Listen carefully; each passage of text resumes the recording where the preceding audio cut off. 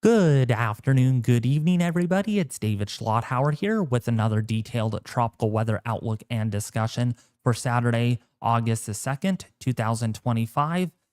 Here's a current look at the latest GOES 19, or actually before we get started, if you haven't been here before and you do find these tropical weather outlook and discussions very helpful, detailed, informative, and life-saving, please don't forget to subscribe to the channel, hit that bell notification icon to get all of my tropical weather updates on a daily basis, along to go with video updates as well and live streams on 24-hour tropical systems before they make landfall. So again, if you have not subscribed yet, this is the time to doing so.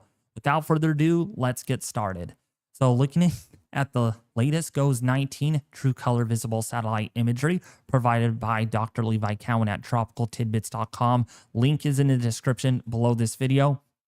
And as we look at the imagery, like we have been over the last 63 episodes here on the channel, we do have an area of disturbed weather that the NHC has marked this morning in their first outlook of the 2nd of August, which means we are getting closer and closer to a favorable period that is coming up in the Atlantic. This area of disturbed weather, however, is going to be moving off to the northeast, so there is no threat to any land areas with this tropical disturbance as it moves off the coast. However, though, we do have a tropical wave that we will need to watch, and the NHC has already highlighted this. We'll get to that in just a little bit. It's entangled within the monsoonal trough. We'll be looking at Africa here in just a second, but there is increasing convection out here, and the background environment here, while still rather stable, we are starting to see a little bit more convective elements with that stratocumulus pattern, which indicates that the air mass is slowly beginning to change into a more conducive background state. Things don't happen overnight. This takes time, and it will take another week or two before things are fully optimal in the Atlantic for activity. But what we do have right now is a lot of this convection along the intertropical convergence zone that is in place, and it is pretty active right now, and that is what's going to give us rise to more of these storms that come off of Africa, these tropical waves. So with that being said, this is a look at the central northern Africa continent, and there's different countries barricaded in that. And what we see here is tropical wave activity. Here's a tropical wave that is getting ready to move off of Africa. That's the one that the NHC is watching really closely. There is definitely some deep model support on that this will probably go on into developing into a tropical depression or a tropical storm. But will this get close to any land areas? That remains to be announced. There's a lot of uncertainty that remains with this wave as this moves offshore. But then behind it, there's a lot more convection out here across the intertropical convergence zone, which signals to me that the background state is getting more conducive by the day. And I wouldn't be surprised if this is all lit up with a lot more deeper convection than what we're seeing right now. And barricaded within all this thunderstorm activity, we have these tropical waves that are in place. Again, here's one right here. I would probably assume here's probably another one, and then maybe another one getting ready to develop here over Ethiopia in far eastern Africa. And it's part of this easterly African jet that is beginning to increase as we get deeper into August. So things are slowly changing out there for a busy period ahead. Now, looking at the Saharan air layer analysis, now a lot of you might think that, oh, this is a lot of dust out here. You don't need dust necessarily with a Saharan air layer. All you need is a lot of dry, warm, stable air that is in place. And we have a lot of that actually in the far northeastern Atlantic here over, say, northern Africa, all the way towards, say, the Azores Islands. But look what we have down here. the Saharan dust layer is actually slowly decreasing. It's not as deep red as what we were seeing a week ago and a week prior to that. So things are changing out there in the Atlantic. And this is to be expected as we get closer and closer to the peak of hurricane season, which is traditionally in mid-September. So we're not far from that, of that occurring. And if you do look at any dry air, there's not much of it with that tropical wave that is in the southwestern Atlantic or somewhat approaching that area near the Bahamas. And models were thinking that maybe that would develop like maybe like a 7 or 8 days ago. Well, looks like that does not look like it's going to develop at all. And that's not what this yellow area up here is for. It's for that area of disturbed weather. They're not really paying attention to that, but they are paying attention to what's going on out here. So with that being said, let's take a look now at our weather global computer models, because of this discussion is going to be pretty dang long. We're going to go into a lot of detail on what you need to know about the tropics here, because a lot of you in my last video said, what do you mean you're very concerned? Well, there's a lot of things that I'm concerned about with what is coming by the middle to the end of August. And one of those concerns is tropical waves that could develop into tropical storms or hurricanes. All right. I don't say this in my thumbnails to get views, to get anything like that. I see signals before anyone else does. All right. So we'll get into that here on the models and why I think I am very concerned about the tropics. So the European model here at 850 millibar gives us an idea where our cyclonic vorticity is, where our area of spin is basically being placed. So here's some spin up here that is a frontal-like future, a warm frontier, cold frontier. Here's our other disturbance off the mid-Atlantic coast. Here is our intertropical convergence zone, monsoonal trough that is buried down there in the deep tropics in the eastern MDR region, Western Africa. Monsoon is also intense. There is our weak leftover signature of that tropical wave that came off of Africa nearly about 6 or 7 days ago. Not so much of an interest to a lot of people. So putting this now into motion, things are going to change. All right. And a lot of you are still in disagreement of that. But remember, the light switch turns on very quickly out here this time of the year. 1 week we're not favorable. The next week we are quite favorable. Okay. So 12 euro shows that over the next 3 days, we're not concerned about the tropics in the short term. Thumbs up, 7 ups.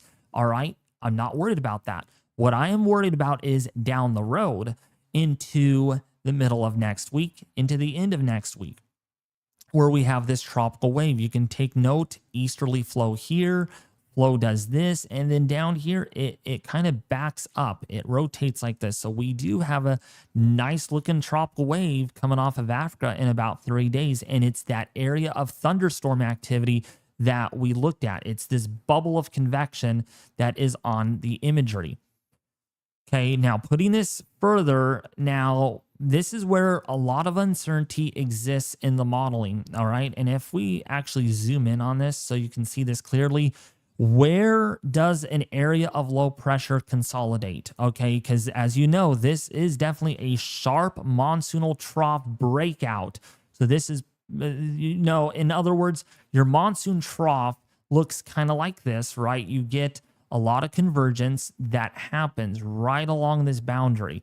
Okay, but then occasionally under a favorable MJO, the background state becomes favorable. You actually break off these lobes of spin off the ITCZ or intertropical convergence zone, and you can consolidate things such as a tropical depression or storm in this case. So again, very hard to predict. Models are not going to get this right until it more likely develops. We know it's going to develop because we have consistency, but when and where does it develop is the question that remains on a lot of people's minds, because that will make a difference. Is if the northern end of this lobe of spin consolidates, this is likely going to turn northward.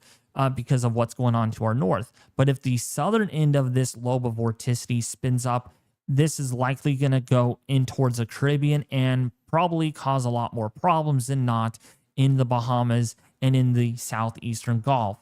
Again, latitudinally or longitudinally speaking is very important here.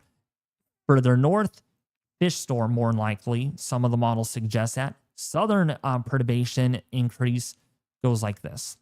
All right, so there's two different scenarios here. And of course, if something forms here, this will likely kind of go right in the middle. So that's basically what we're dealing with this area. And it is this that the model is picking up on, and it has been very consistent. Now, just to show you how delicate of a situation this actually is, if we actually go back and look at the 0Z run from last night, which got a lot of people's concerning attention, including myself. If we go back to that run, okay, look how different the model is. So instead, we have a consolidation over here in last night's European model run. In today's 12Z output, that's the latest model that we have today, it's kind of strung out and it's more sharper, with the northern end here being the more consolidated future that the Euro's picking up on. So it's that sensitivity that we have to be mindful of. This is not a done situation. I am not saying this is going to be impacting the greater or lesser Antilles, or am I saying this is going to be impacting the Bahamas? But there is a signal out there that we have to watch. Will a tropical depression or storm form? There's a good chance, better chances with this wave than what we have had so far this season. But this does not mean we will see development, but the chances are there, the background state. Whether or not this also impacts land areas, we are not going to know that, okay, until about the time we get into about Thursday or Friday, okay? We have to rely on future model runs. What does this vorticity lobe look like? Okay, in tonight's 0Z run, this will look probably a lot different or similar. So putting this now further into motion, you can see what ends up happening because we have a trough that comes down here. Okay, you can see the flow, this bent back frontal boundary, eroding that part of the ridge. So we have a ridge over here. We have another weak ridge. Oh, wait. Somewhat of a minute ridge way over here. You barely see my H. And so there's a weakness in the subtropical high up here. And so what ends up happening is that northern low becomes something as it feels a weakness in that subtropical ridge. But in prior model runs, you look at the 0Z run, this ridge was shaped different. So we can see a more westward expansion of that subtropical high over here in the Western Atlantic. And that makes a huge difference on where this little guy goes. Because if this ridge up here is weaker, then this is going to aim this way. But if this ridge is more expansive out towards the west, this is going to likely bend back towards the west and stay in lower latitude. And of course, people live over here. Not me, thank goodness, but you live over here, I'm sure, in the Greater Antilles, Lesser Antilles, as well as the Bahamas, the Dominican Republic, Hispaniola. You get the idea. So we'll see. This is a very different model run that we have seen yet, okay? And there's a lot of room for change to occur with the European model. But the ending result here is a hurricane or a tropical storm that would form here in about 7 to 10 days. And that's why the NHC has a highlighted area, because they actually have confidence on that. So moving that forward, that's not going to be the last area that we will need to watch. There will be other areas behind this wave that we will need to pay close attention to. And it comes again down to these waves coming off of Africa. This one's actually doing this. Our waves last year were moving off in this direction off of Africa, which is why they weren't able to develop. But these are forming much further south, and they're actually going this way, and then they launch out that way. So here's another tropical wave in a little past the 5 to 6 day mark that develops on the vorticity plot. It fails to do so, but then look at, there's another one that follows behind it. See that? Follow me on that. There's another wave, and that could also do something. Thank you, the Henrique, for the $10 donation. I do appreciate that. Sorry for the interruption, folks. Anytime that someone does donate me, I got to give them a round of applause for that. So there's our tropical wave, the second one behind the one that we're most concerned about right now. If we look at last night's run, it was weaker. If we look at the run before that, see, this can load. That's what we could be dealing with. So, therefore, a lot of uncertainty. I'm looking for signals more than anything else, okay? As long as we have these strong tropical waves coming off of Africa, this is bear watching. It doesn't matter that, oh, the wave is here, David, there's a wave here.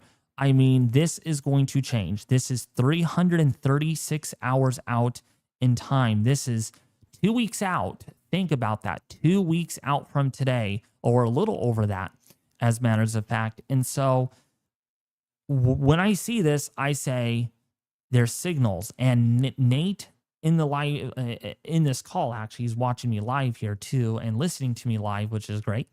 He even agrees with me. They're signals. These are not actual storms that will develop.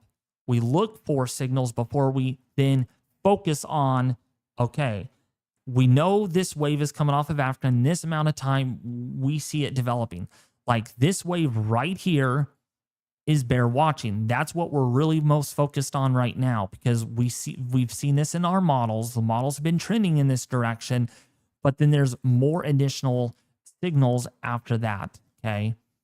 So now looking at our AI model, and a lot of you are probably going to flat out tell me, do not use the AI model, dude. For Pete's sakes, if you're going to be a meteorologist, don't use the AI model, all right? And there's a lot of mixed opinions on that some people are saying that the AI model is not reliable, don't use it. And some people are saying that, you know what, give the AI a little try. It's artificial intelligence, right? Because after all, we are living in this world, this day and age of 2025 with a lot of AI technology. Think of ChatGPT, think of your Tesla car. And in fact, Tesla is going to have built-in AI features this year, or if not even next year. Yeah, AI feature technology that drives a car for you. So this is the European Center, the AI Artificial Intelligence Forecasting System, or AFIS, or AFIS, or however you want to pronounce it. I say AFIS for a better lack of term. And when we put this into motion, look at this. This is still tangled up. This is not a consolidating piece of energy, unlike the European model showed. It's more over here. So see, just that slight difference gives us a different outcome. So where does this go, you might ask? Well, the AI model shows that most of the energy will break off and turn this way now, but not on the last run. The 12Z run had it over here. All right. See that? So there is a lot of uncertainty, a big spread here. And again, we're just not going to know for a fact until we get closer, until the thing actually develops. But yeah, the AI model has been quite aggressive, and I do understand that. And I do believe you all that the model has been too aggressive and bullish, but it has also been quite consistent. And now the Euro model is onto something, and the GFS recently is onto something too. And I'll show you that. So here is the 18Z run showing that tropical wave. That's the one that the Euro shows. Look at the consistency. You think that's not consistent? Look again. Look very closely. There is consistency between these two models. And then look, another tropical wave, and look, another tropical wave, and look, maybe another one behind that. So they're all lining up out here. The African wave train shall begin by the middle of August. And not saying every wave will develop, but we have to be very mindful about that. Wow, there are chances that things could evolve pretty erratically very quickly. So looking at the GFS now, the global forecasting system, this model, however, the 18Z is literally drunk. I don't know where the 18Z model came from in the first place that shows a very drunk forecast. And it's not coming off of the MDR. It's actually coming off of the Eastern Seaboard. All right. So pay very close attention to this little guy right here. So we have this little guy that the NHC is watching that goes out this way. But there's another area of vorticity that the GFS is on top of. All of a sudden, it's seeing something right here. We go back to the 12Z, a little bit of vorticity there. It's still there too, a little further south, and that makes all the difference, right? Small changes lead to big changes in the future. The butterfly effect. What happens? So let's put this into motion. 4 days out. 5 days out. Got trouble. There it is. Right there. I don't believe this is going to happen, but it is 5 days out. So it is in the realm of possibility, and it has been consistent. Been trending, look at right there. From the 12Z, now on the 18Z run, showing something a little stronger. Doesn't mean it will happen, but now we have to consider this going forward. Like, could something actually form off that front and actually come back and hit the Carolinas? Yeah, this area is expected to be the favorite area this hurricane season. Out in the Gulf, the southwestern Atlantic. Yeah, it needs to be watching this one. What happens? Put this into motion. This is, by the way, Thursday this week. Thursday, the 7th of August. Look at it, just drifts, right? So we're looking at 7 days out, the 9th of August. This would be a very powerful system right here. Let's go to the surface wind. The 979 millibar system. I can't even get any closer, can I? I actually can't. Darn it. But yeah, that's a 979 millibar system right off the mid-Atlantic, off the Carolina coast. See what happens to it next. Let's go back to our vorticity plot. See, it gets really close. It parallels. And this is what I had a concern of, because all these waters over here are much warmer than they have ever been. In fact, they're on the top third warmest ever in the Atlantic, in the far western portion here. In the New York region, down to the southwest here into Florida, water temperatures are running as warm as they have ever been before, even slightly warmer than they were last year in this given area. What's up, Weather Track? Thank you for the $3.99 donation. So, and this impacts my friend Weather Track over here in the Nantucket, Rhode Island area. If this comes to pass, this could be very bad.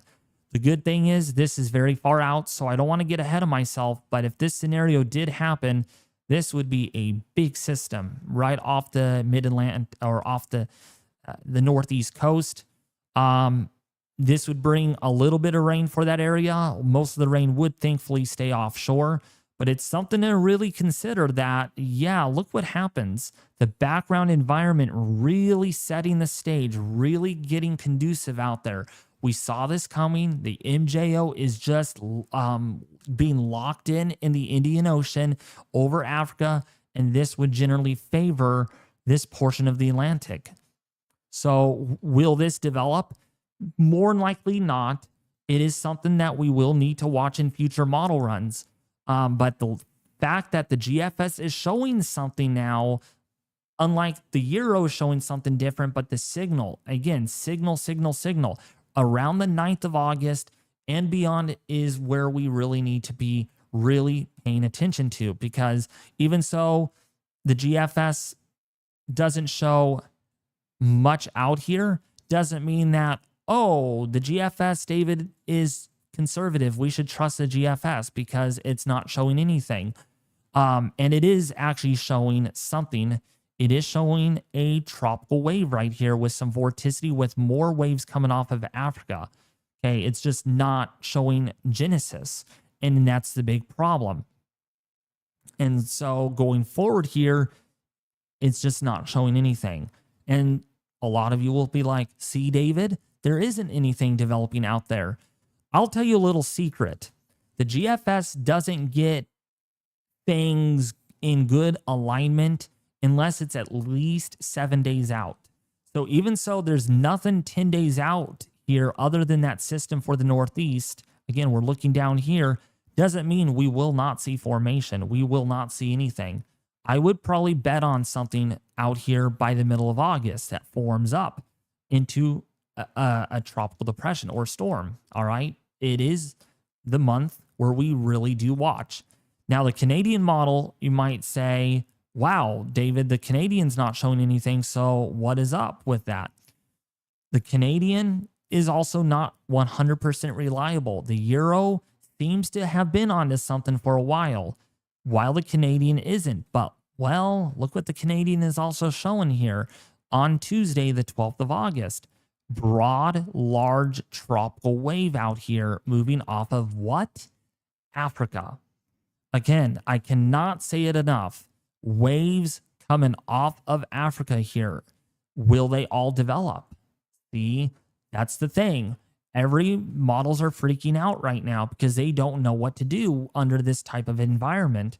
We have some stability problems, but we also have a lot of confluence at the surface along this this monsoonal trough off of Africa.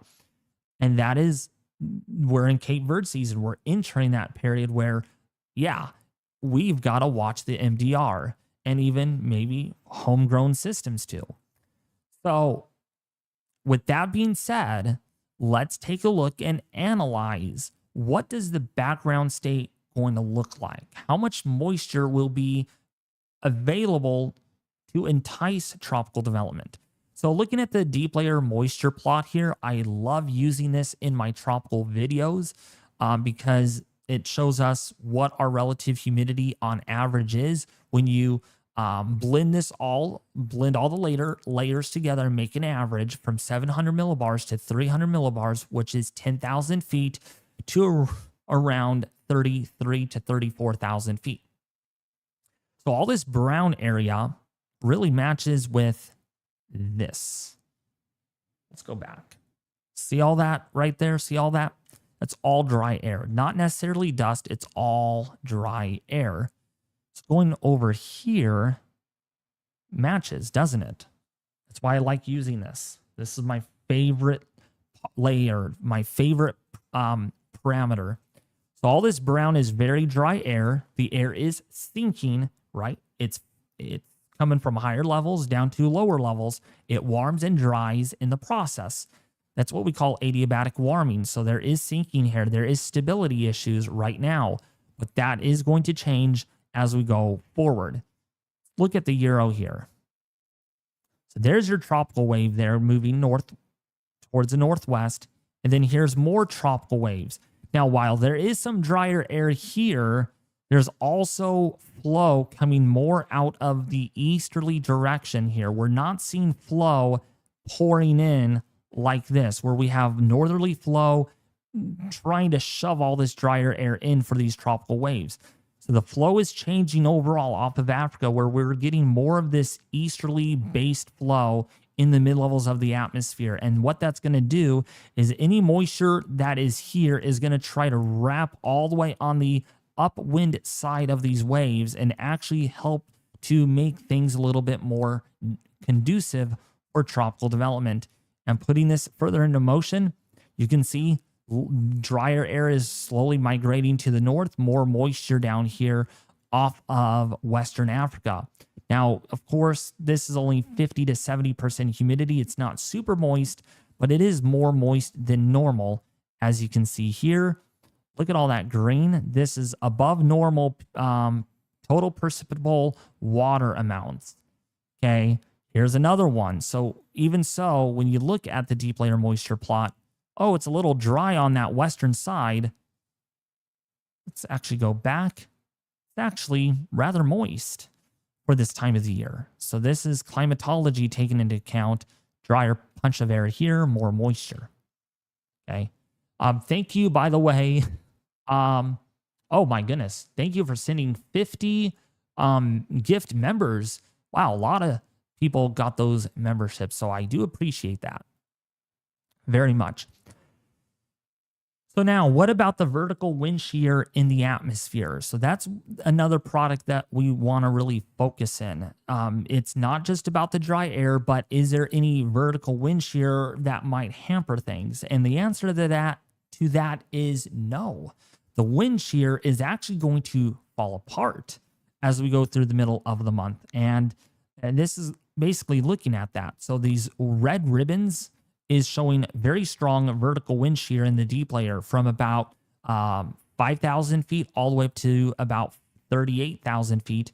We have anticyclonic wave breaking here, and that's what's causing a little bit of the vertical wind shear in the short term is this TUT, this cutoff, or this tropical upper level tropospheric trough, a little bit of a cutoff low here, and you got that flow from the west. But watch what happens. That's going to go bye-bye.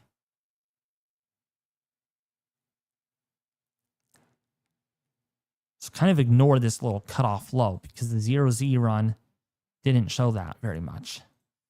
So overall, the shear is light here in the Caribbean, really relatively light and diffluent out here in the MDR, and even rather light over here in the southwestern Atlantic. Yeah, it makes all sense, doesn't it? That's why the GFS is going a little cuckoo on our system that develops here and tracks up the eastern seaboard, because this vertical wind shear is rather light. So putting this further, shear remains very light. And look what happens here. This is 312 hours out. That's Friday morning on the 15th of August. Seen that right? Vision's not the best here, but you can see this vertical wind shear environment. You're seeing outflow, these vectors, right? There's not much wind cutting across this vertical wind shear, and a lot of the shear is due to outflow surrounding the system. So this would be a wave to really watch here. All right, and then another wave right here, because you can see some easterly vertical wind shear down here, but look at the outflow. This is really, really favorable, these two waves. So over the next couple of weeks, this area is going to see more activity. I do believe there is going, there's going to be some activity. Yeah, Nate, I'll get to you in just a second on that about the membership thing. So the EPS, the Ensemble Prediction Center of that vertical wind shear, is it going to be above average? Is it going to be below average? So let's take a look at this. This is kind of new. I don't use this very often in my videos due to time constraints to my videos that I create. Try to keep those about 20 to 25 minutes, right? And so look what happens. This is 10 days out. See this blue, really light shear. The shear is below average. 10 knots over here. The actual value, those are the black contours that you can see. This blue strip indicates vertical wind shear as much as 10 knots below average. And this is going to continue. Look at shear is completely light through the extended forecast, through the middle of August. Yeah, shear here is 10 knots in the Caribbean, 5 to 10 knots over here in the subtropical Atlantic, and 5 to 10 knots over the Gulf and the southwestern Atlantic. So now, that does not mean that we will get a lot of tropical storms or hurricanes, but if we do get an area of interest, we can rely on that the shear is very light. We don't have a lot of strong upper level winds that would tear apart systems because the shear out all in here is light. Now, some of you might be asking about this down here. That is typical, all right? Your easterly jet may be a little stronger out here right off of Africa. Sorry, my nose is a little itchy today. But our systems, they typically develop in this area right in here. So they develop outside of this stronger deep layer vertical wind shear anomaly. So in this general area of the MDR in the southwestern Atlantic, things are looking quite conducive. Very little shear, if any, at all. And actually, if we look at our total amount of PWatts, look at that too. I don't, again, rarely show this in my videos. Look how moist the atmosphere is going to be. Slightly more moist than it should be for this time of the year. And look at what comes off of Africa. All this green. Yeah, this means the background environment is looking a little more moist than usual. Lighter vertical wind shear. Our high over here is looking near average to slightly below average. In fact, if we play that, yeah, this high is it's about average, roughly speaking, correlating that. Look at down here, below average sea level pressure anomalies on our ensemble forecast, going all the way through the middle of August. So if we go back, our anomalies, once they get down there, and this is 1012 millibars. So that means instability is going to be increasing. We're not looking at as much stability in the atmosphere to cap things, to keep things from forming. Okay, that's been the whole talk this hurricane season so far on why it's been so calm and desolate is because of the stability, not because of the aerosols of dry, dusty air. The dust has been there, but it's been way below average. In fact, the lowest on record for the month of July ever recorded. So it puts you into perspective. It tells you that, wow, we didn't have much dust at all off of Africa, but yet the season was so dead in the month of July, other than we had Chantel, but that was right off the East Coast.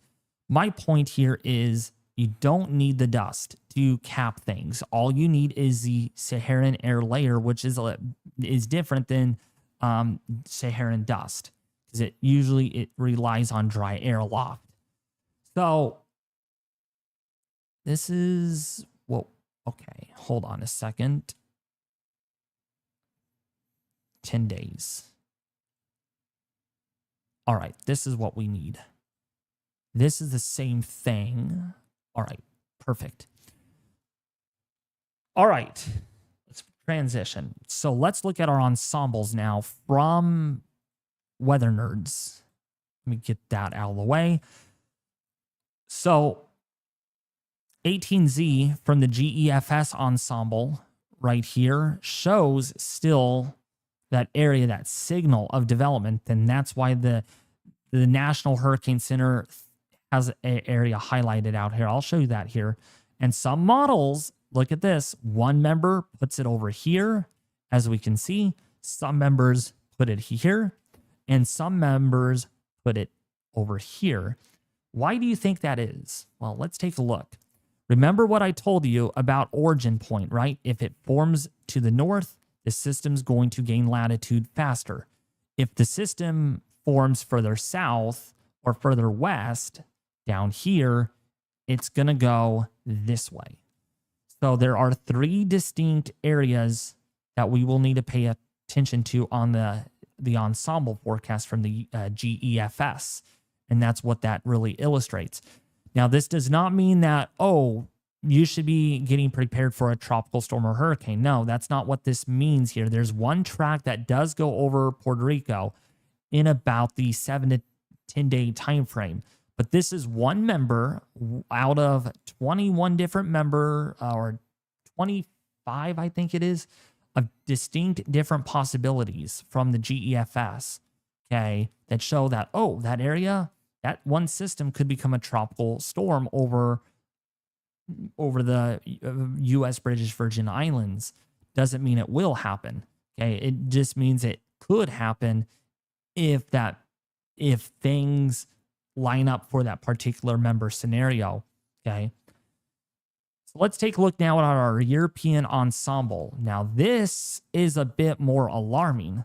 All right, in the sense that, well, we do have a lot of members out here. I mean, this is strong signal. This is a ginormous strong signal out here on the 51 members that are ran from the Euro Ensemble forecast. Now, what you see is there's a cluster of scenarios that show the system going this way, which is really hard to believe. I'm not saying that this is an outlier scenario, but I mean, if we go back and look at the previous ensemble forecast from last night, it's pretty different. So if we look at this one versus this one, things have changed between those two model runs. And oh man, my words are getting twisted up here. Let me clear things up. So in other words, there's a lot of uncertainty. So the envelope is like this, okay? Hence is why my thumbnail looks the way it does, right? Because there is still a distinct possibility that some of the members, and actually half of the members, are showing development over here. Look at all the L's. Those are each individual members that show, wow, we could actually see a tropical storm there or a hurricane, while the other group of members show it being a fish storm. So there's a 50-50 shot at this either missing or hitting areas. So that's why this is a very fragile situation. We're not going to know. I'm being straight up honest and transparent with you all. As much as I would say that this is going to likely miss, I cannot make that assumption. I just can't. As a forecaster that has been doing this for 7, 8, 10 years in the tropics, I cannot say that, oh, this is not going to hit land, David. This is not. No, I'm not wishing for anything. I don't want to sound like that. That's not what I'm here for, okay? I want to be very clear about that. But there is a distinct possibility. There are members still squared for the Northeastern Caribbean, while some of them are missing. There's, again, that uncertainty that is still being shown here. But there is a signal. So uncertainty in who gets hit, where it goes, right? So there's low confidence in that. Medium confidence that we actually see a tropical depression or storm out of this. Now, will this become a hurricane? Some of you are probably asking in the chat. Oh, this is, a hurricane, David, is looking very, very possible or very likely. I'm not jumping to the conclusion that there will be a hurricane with this, because predicting a hurricane this far out is like predicting to win the lottery in about 6 months.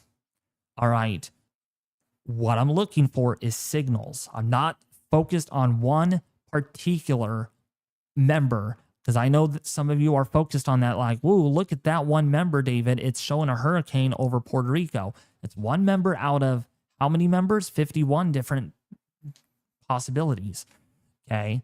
So I really wanted to clear things up in this live stream on that, because some of you in my past videos have said, David, this isn't happening.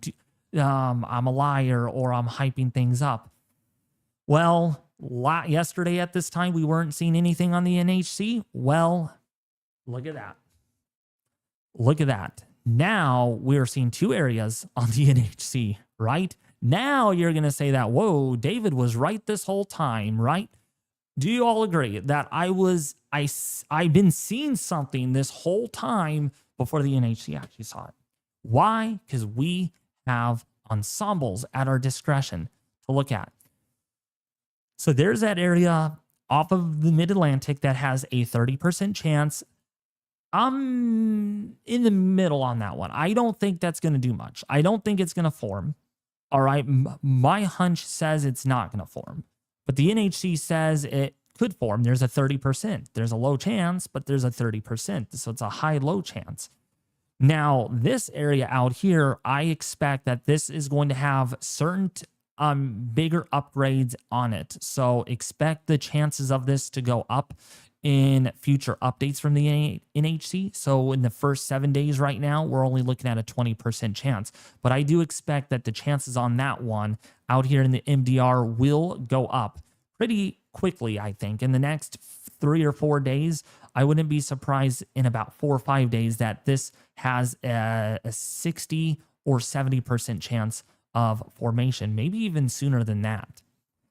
Okay, based on where we're headed. All right, so, man, I am only halfway through this discussion. I'm sorry, folks. There's a lot to cover. There really is.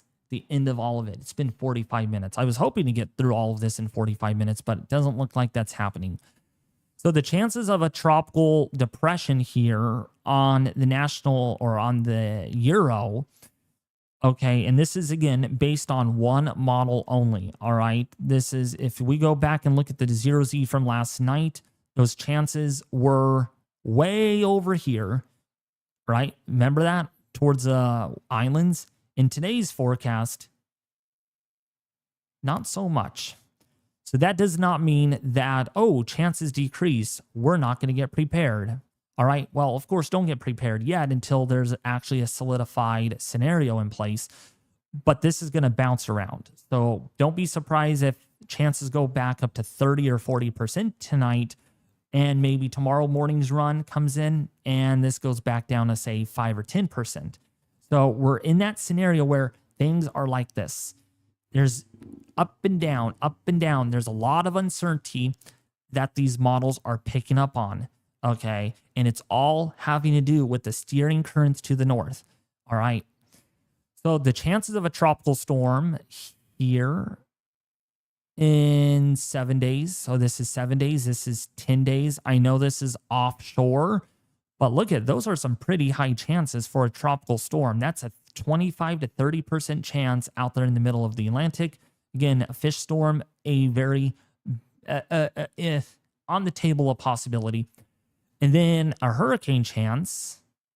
Let's look at that. Yeah, look at this.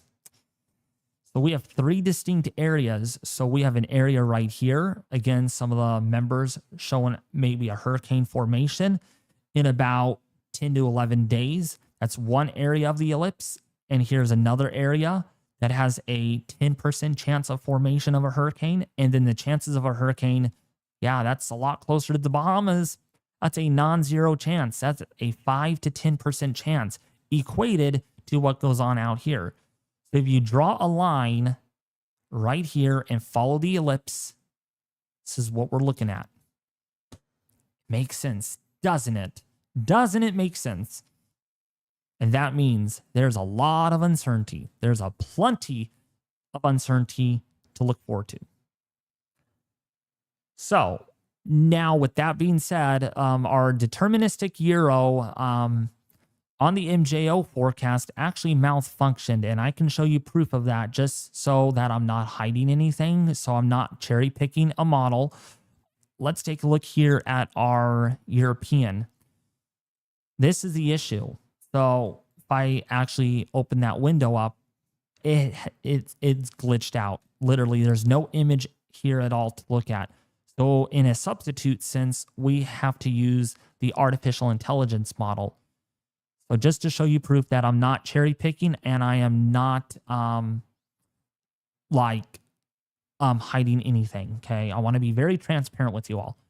So looking at the artificial intelligence, this pretty much shows with what the Euro would otherwise show. Lots of rising motion here. This gets into Africa as well as India in phases 1, 2, 3, and even 4. But it really dominates phase 3 and 4, which is pretty much ideal where we want it to be for the tropics to really get active there in the Atlantic. And so look what time of the month this is. So pretty much we're looking at formation chances increasing beyond the 9th. That's what I've been saying a lot in my videos. And look, it's going to stay that way through the middle of August. This is not going away. This is going to stay really favorable as this sinking motion goes into the central and eastern Pacific, where things look to be more suppressive. So this is a Hofmöller diagram. This is a velocity potential anomaly. Now, of course, other YouTubers are not extrapolating this correctly, all right? Sometimes it does, sometimes it doesn't, but in general, you want all this rising motion in around Africa as well as southern India in the Indian Ocean Basin and the maritime continent. Okay, some YouTubers are saying that, oh, there's an area of rising motion here. There's a favorable environment in the Caribbean and the Gulf. And there's another favorable environment over here. You probably already know who I'm talking about. And there's another favorable environment coming through after that. This does not mean that there is going to be tropical development. This does not dissect that, okay? You have to look at this overall. You have to kind of blend in and average things out here and say, okay, there's a lot of low to medium green colors overall, okay? Because this is going to change, all right? This rising pulse here will change shape and intensity, okay? So what I'm really looking for is uniformness, and this is quite uniform. You can see all the sinking motion with time moving towards the east, eventually moving into the Eastern Pacific by the middle of August, leaving the Atlantic pretty much ready to go for business in the tropics.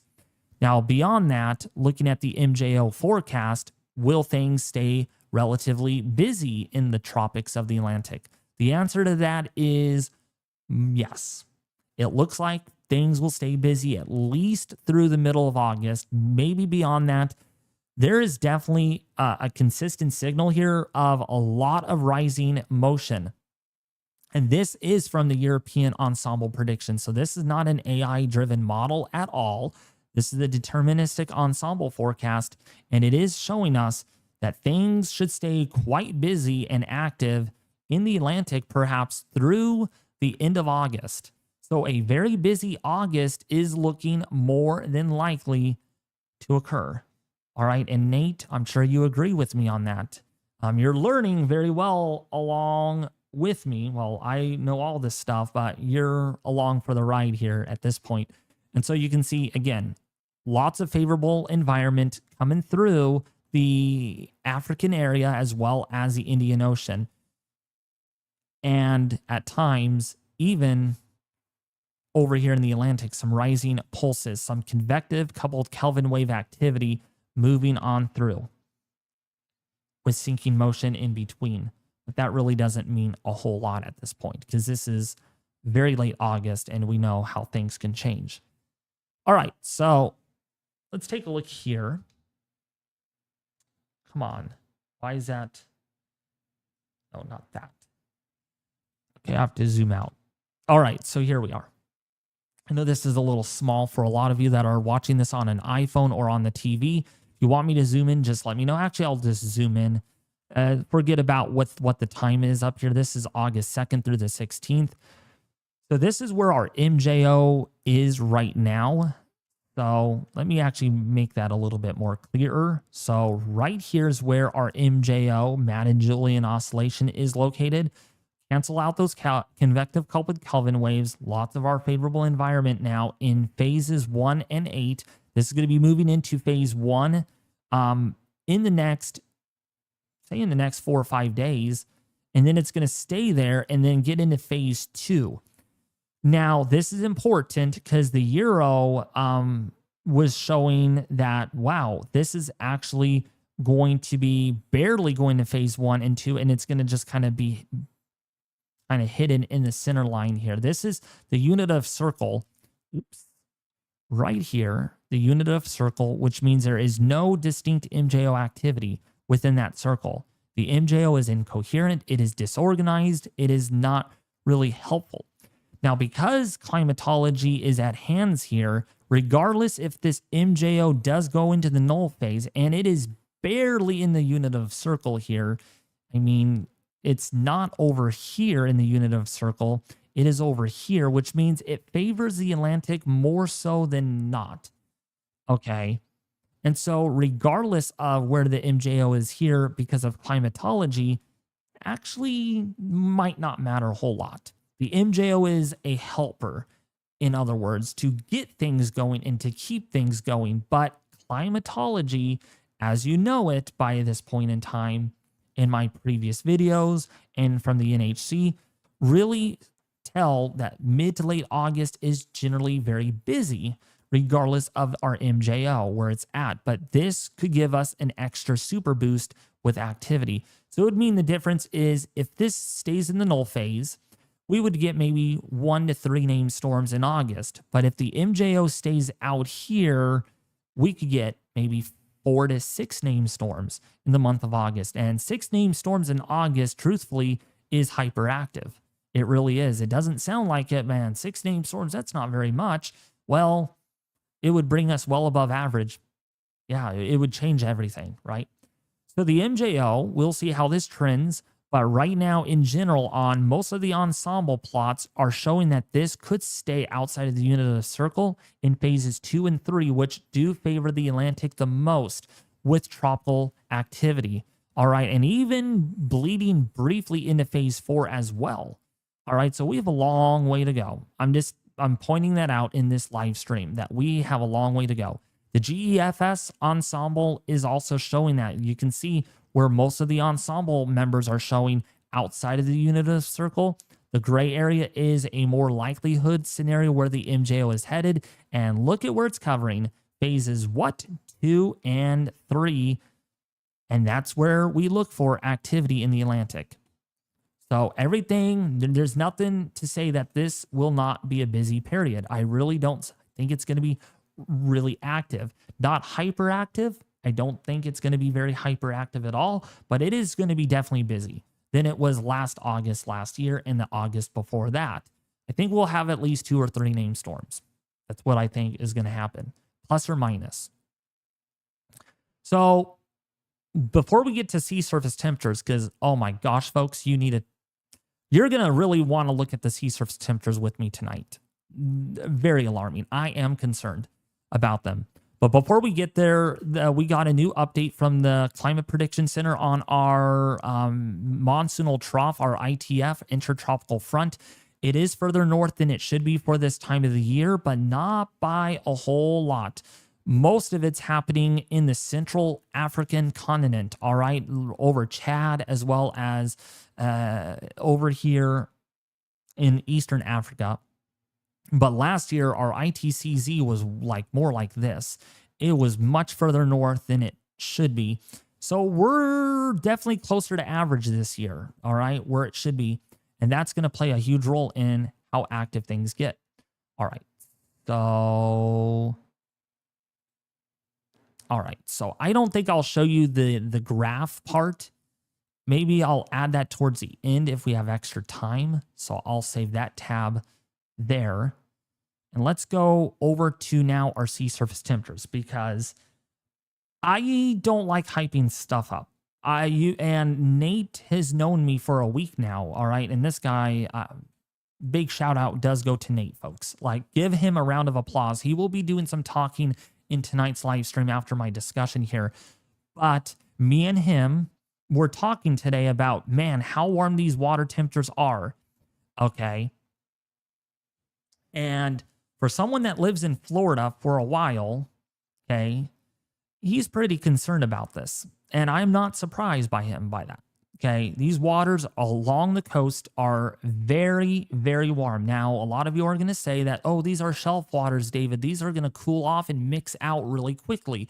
I do understand that, but man, oh man, oh man, the Gulf is absolutely soaring right now with sea surface temperatures. Off the coast of Louisiana, we are already at 90 degrees solid, 90 Fahrenheit. I can prove that to you by looking at the National Weather Service here in a second.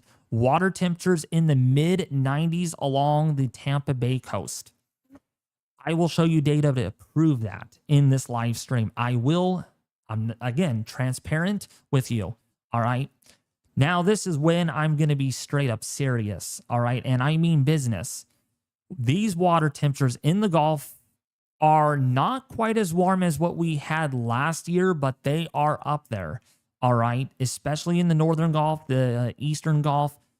I mean, if we get a system that develops and drifts into the Gulf, we're going to have big problems. Very, very big problems. I'm not going to say how strong these can get. I'm just going to say right now, big problems could occur if the background state cooperates.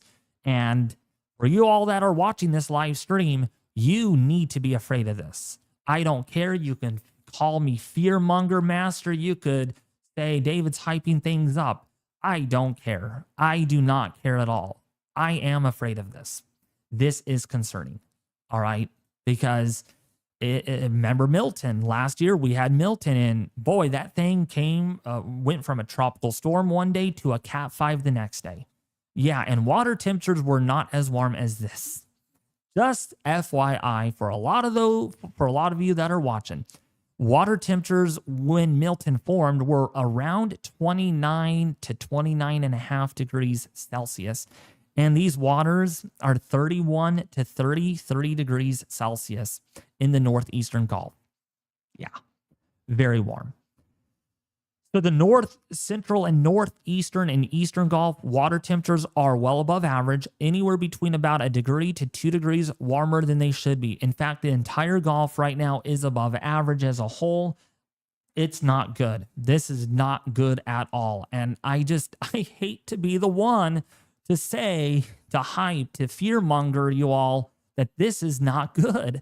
It really isn't. It just isn't. And man, if we get a system, I've said it too many times. If we get a system, it could be a big problem. A lot of rain, a lot of flooding, that sort of thing. And it's one of those situations I'm afraid you all are not ready for this hurricane season, because we could have last minute development very quickly. Upper ocean heat content is also very high in the deep tropics here of the Caribbean, almost as high as it was last year. And again, it's only the second day of August. Excuse me. I mean, a month ago, we were thinking that we wouldn't be here talking about how high the upper ocean heat content is, because we were actually well below average at upper ocean heat content.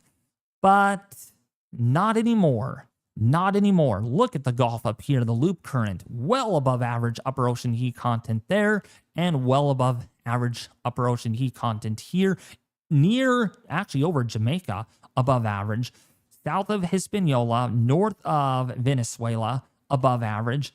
I mean, this is heat energy, folks, waiting to be released. And if it gets released in the wrong time, so let's just say we get favorable upper level winds, the winds aloft diverge, we get a low pressure that forms.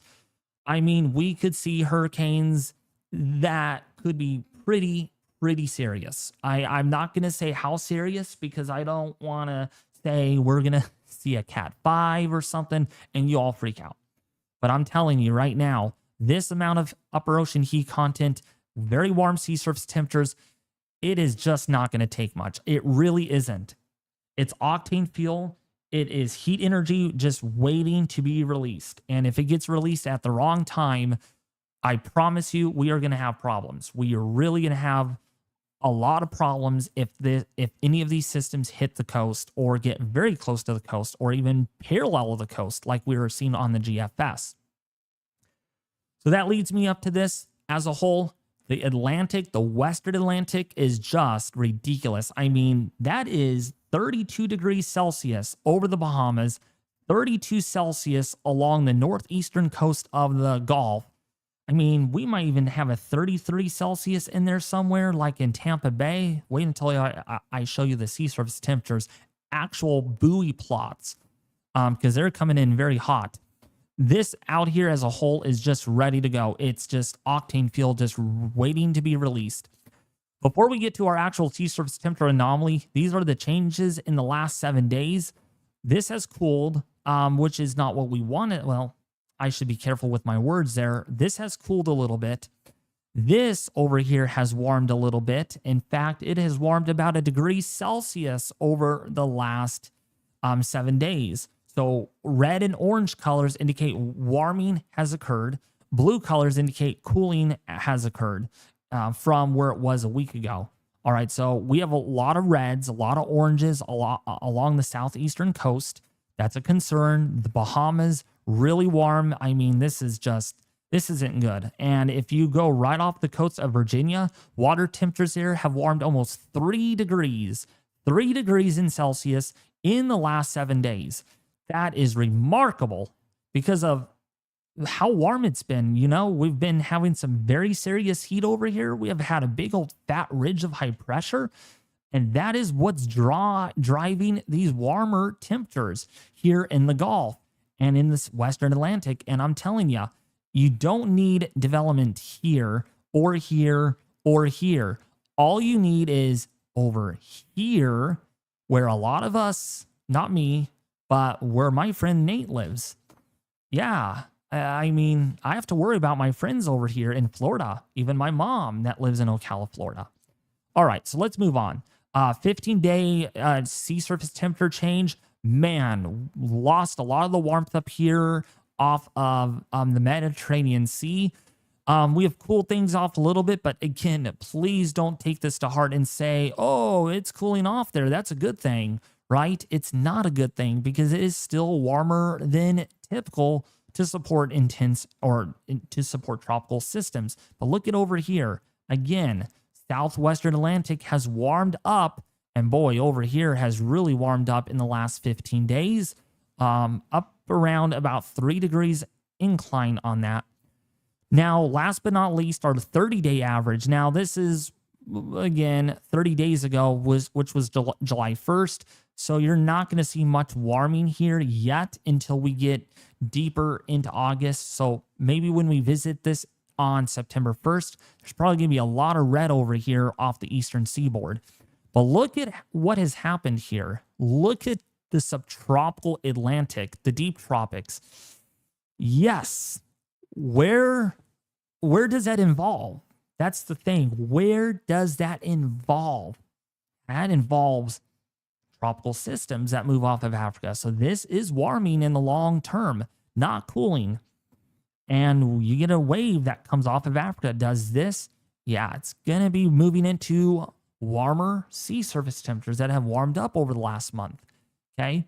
So now, time for the sea surface temperature anomalies, the actual anomalies, not looking back at 2 months ago or a month ago. Where are we at compared to where we should be for this time of the year? And this is 1991, 2020 climatological averages. And I will tell you what, I am very concerned about this. This is not good at all. The sea surface temperature configuration has turned the corner.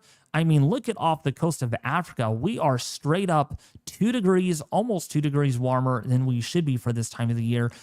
Near average here off of Africa, but you know that's not going to last for too much longer. We'll probably warm things up there eventually. But look at over here off the mid-Atlantic coast. And I'm even going to shout out Nate into this. Hey, Nate, look at this. This is ridiculous. Warming or sea surface temperatures are well above average in Bermuda and off of the mid-Atlantic coast in Virginia. Nate, water temperatures are almost 3 degrees above the long-term average. The northeastern Gulf, we looked at that. Water temperatures are about 1 to 2 degrees above the long-term average. So in other words, the Atlantic is just ready to go. It's ready to blow its fuse, and it's only a matter of when and where these systems will happen, right? It's really about who's going to get impacted this hurricane season. I will tell you what, though, there are analogs, okay, from Eric Webb, and I hate to be the bearer of bad news here, but unfortunately, this hurricane season, it's really going to come down to this area of the Atlantic that really needs to be on the lookout for a lot of these systems.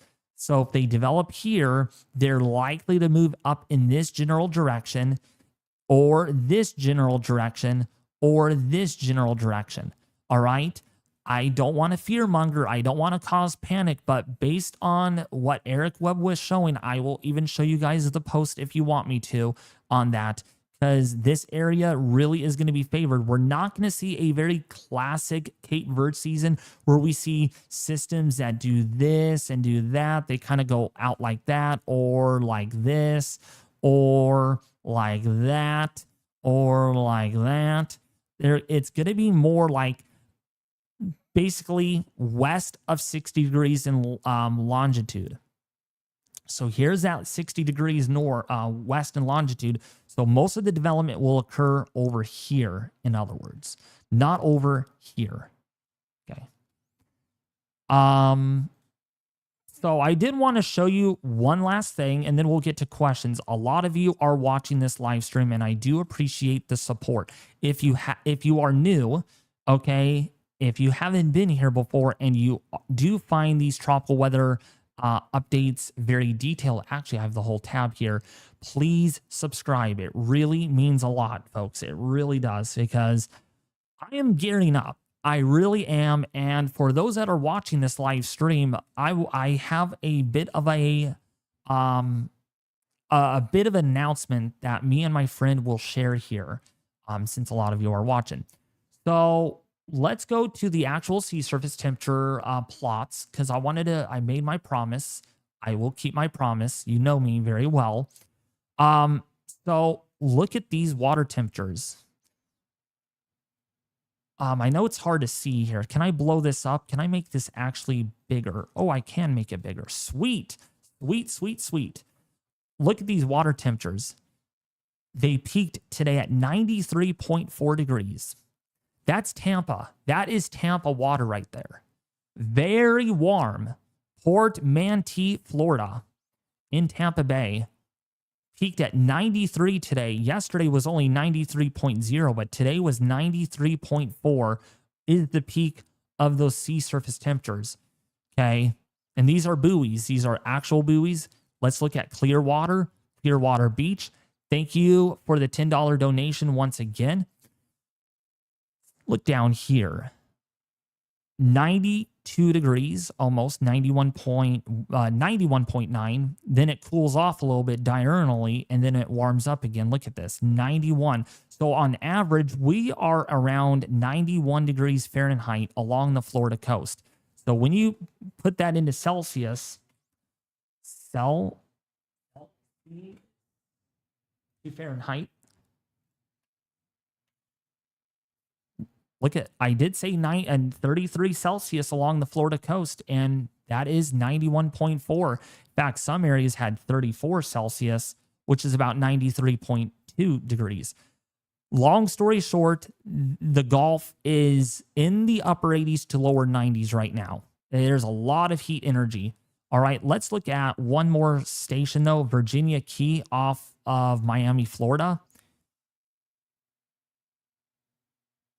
Yeah, look at that, 92.3. Today was warmer in sea surface temperatures than the previous day. Look at this.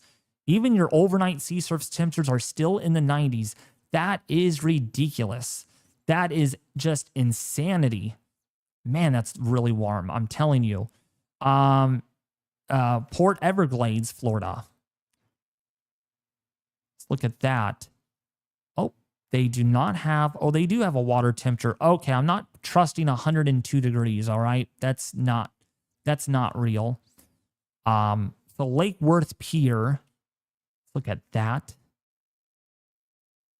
Still about 88 degrees. It looks like a lake, though. Lake Worth Pier, probably.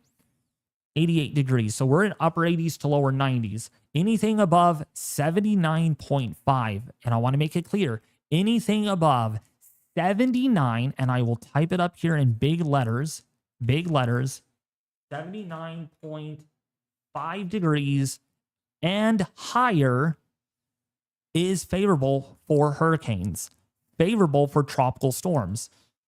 And the fact that we're up to 90 degrees is actually, oops, I made a mistake there, is favorable for intense or violent hurricanes. Yeah, hurricanes that could reach category 3, category 4, category 5 intensity. And again, I don't like saying that. I don't like to be the fear. I don't like to be the bargain of fearmonger here, but man, I just can't get my head around that just how warm these water temperatures have been lately. Really in the Gulf, the Western Atlantic.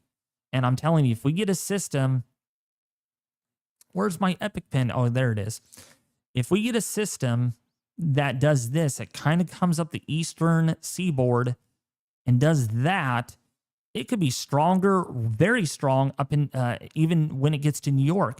So instead of thinking about, oh, these storms will weaken right before they hit New York, maybe not this year so much. These systems could maintain intensity up until landfall in New York if they hit New York. I'm not saying it will happen, but I'm just telling you, waters up here are warmer than they have ever been, at least in the last few years. All right. I'm concerned. I really am. And I've said it too many times.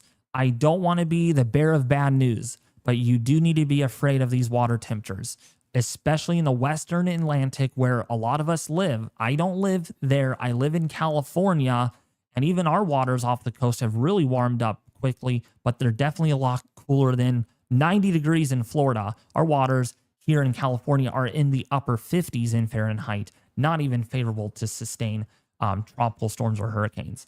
All right, Nate, how are you doing, buddy? Tell us the big announcement that this channel will be featuring. But before we actually get to that, again, if you haven't been here before, folks, okay, if you're new and you absolutely love the detail, you love the enthusiasm, you just like my tropical weather updates, I know I can go over the top sometimes, but there's a good reason for that. Please don't forget to subscribe if you haven't already and hit the bell notification icon. We are very close to 50,000 subs. I mean it. We are less than 1.5K away from that. All right, Nate, what do you have for us, buddy?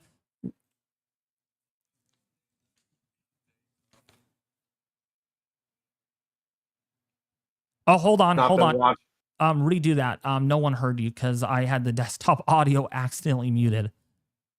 Oh, you're all good. Well, I just wanted to say hi to everybody. My name's Nate. I'm going to be helping out David this hurricane season. We've definitely been watching these water temperatures, and when David reiterates this and says this multiple times, he means it. He's not trying to, fearmonger anybody. But the big announcement, I hope he can help me out with this. We're going to be doing 24-hour live streams up to landfall every single time there's a hurricane or tropical storm going to impact the continental United States. And that's really exciting, especially for me.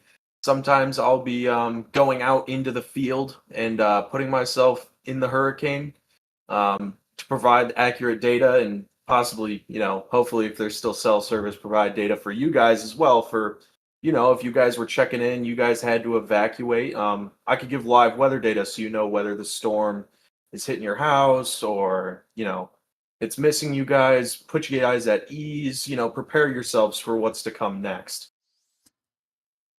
Yeah, and in extreme cases, we might even go for up to 36 hours. Like if it's a Cat 4 or a Cat 5 impacting a highly populated area, and you would guess what highly populated those areas are. That would include Houston. That would include along the Gulf Coast here of the United States. That would include especially in Tampa after dealing with Milton. A lot of people there suffering a lot of damage due to that flooding and the storm surge.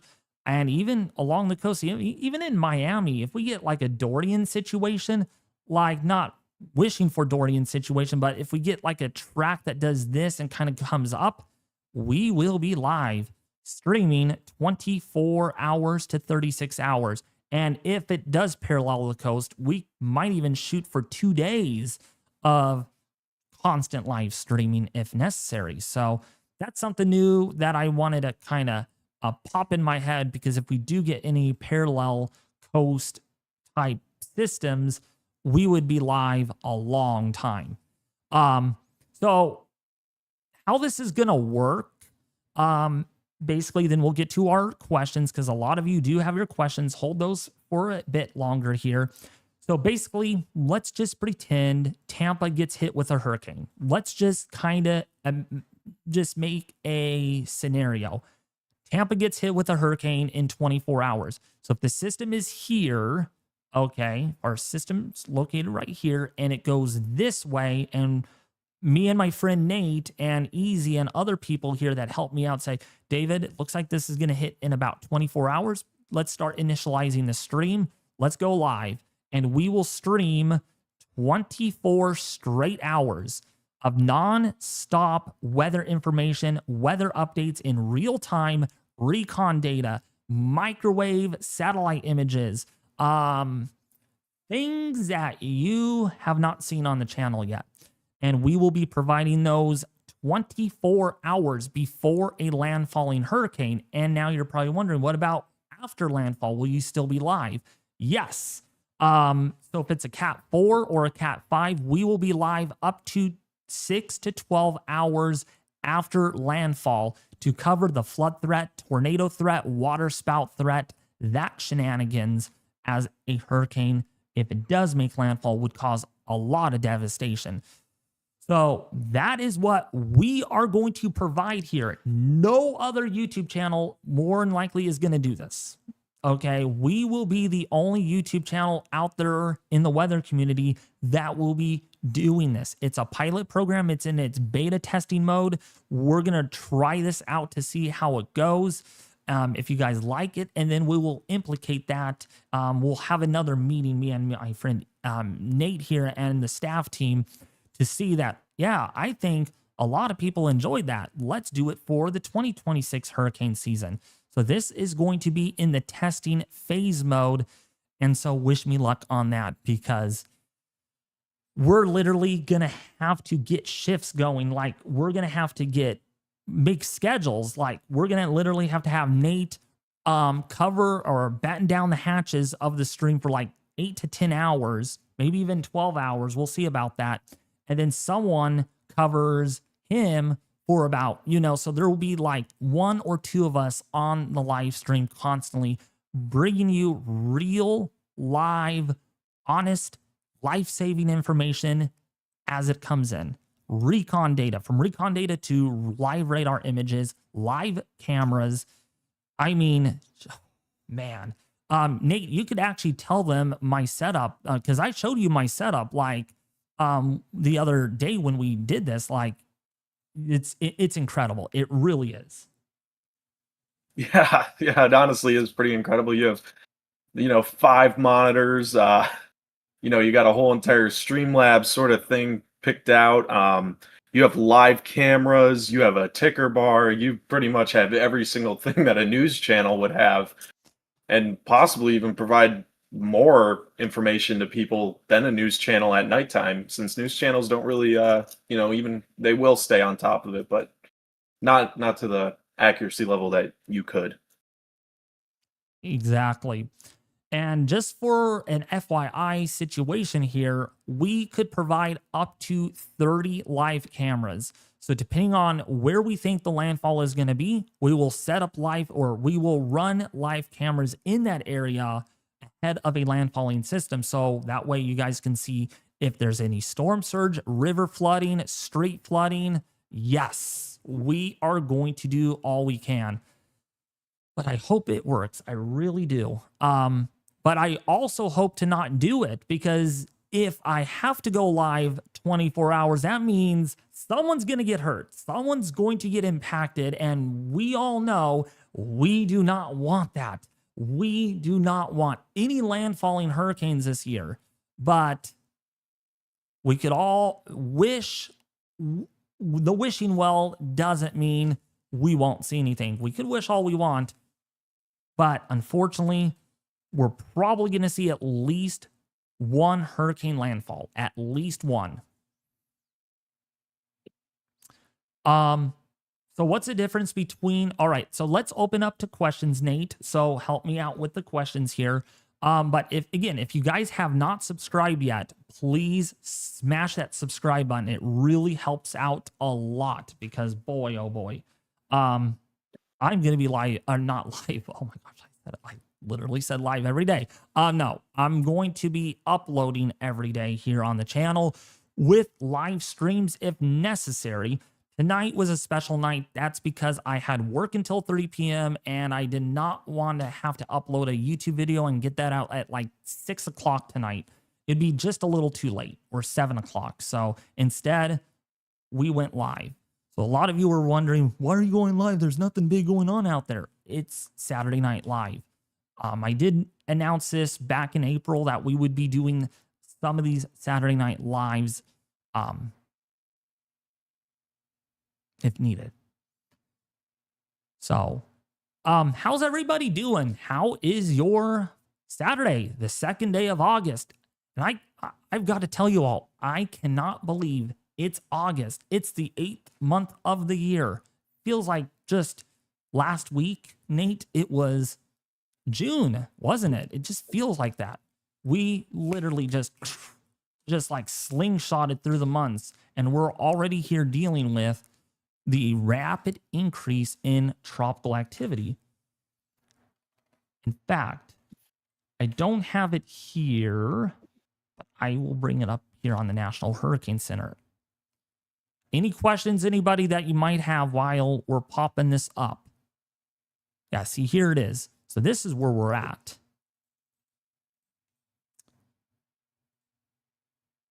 Boom. This is where we're at. We level off, and then really by middle of the month of August, historically, we start ramping things up. The peak, the meat, the more dangerous part of the hurricane season is still ahead of us, unfortunately. Hey, David, so sorry for interrupting. I've been just seeing a lot of questions on, like, is wind shear overall above average or below average on the year? Good question. That's why I saved this window for a reason. So if we take a look now at the deep layer vertical wind shear in the tropical Atlantic, because that's the main basin that we look for, the vertical wind shear is slightly above average right now. Slightly, just slightly.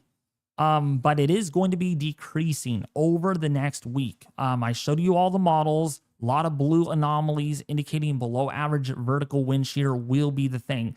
I would not be surprised if our shear gets all the way down into this echelon, way below the typical, like seriously, by the middle of August at least. What's up, Beth? How are you doing? Yeah, I did see the large yellow circle. Yes, that is really big, and that illustrates the uncertainty. I want to make that clear here. That's a big area, which means in theory, formation could happen over here, over here, over here, over here. It just could happen anywhere in this circle. Okay. And look at how close that yellow area is in relation to the islands. So it's why we do need to watch this. We cannot ignore it. We just cannot.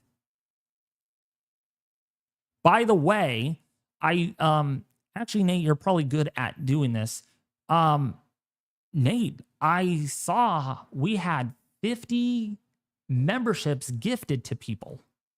I want to say a huge thank you to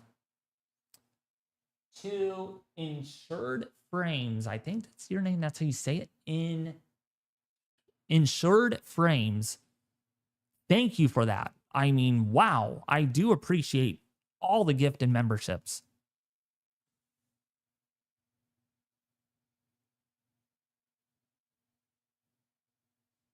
Raw Justice, do you think the solar flares have anything to do with the storms? In some sense, yes, because charged particles do rain down on Earth, but they are mostly filtered out through the ionosphere.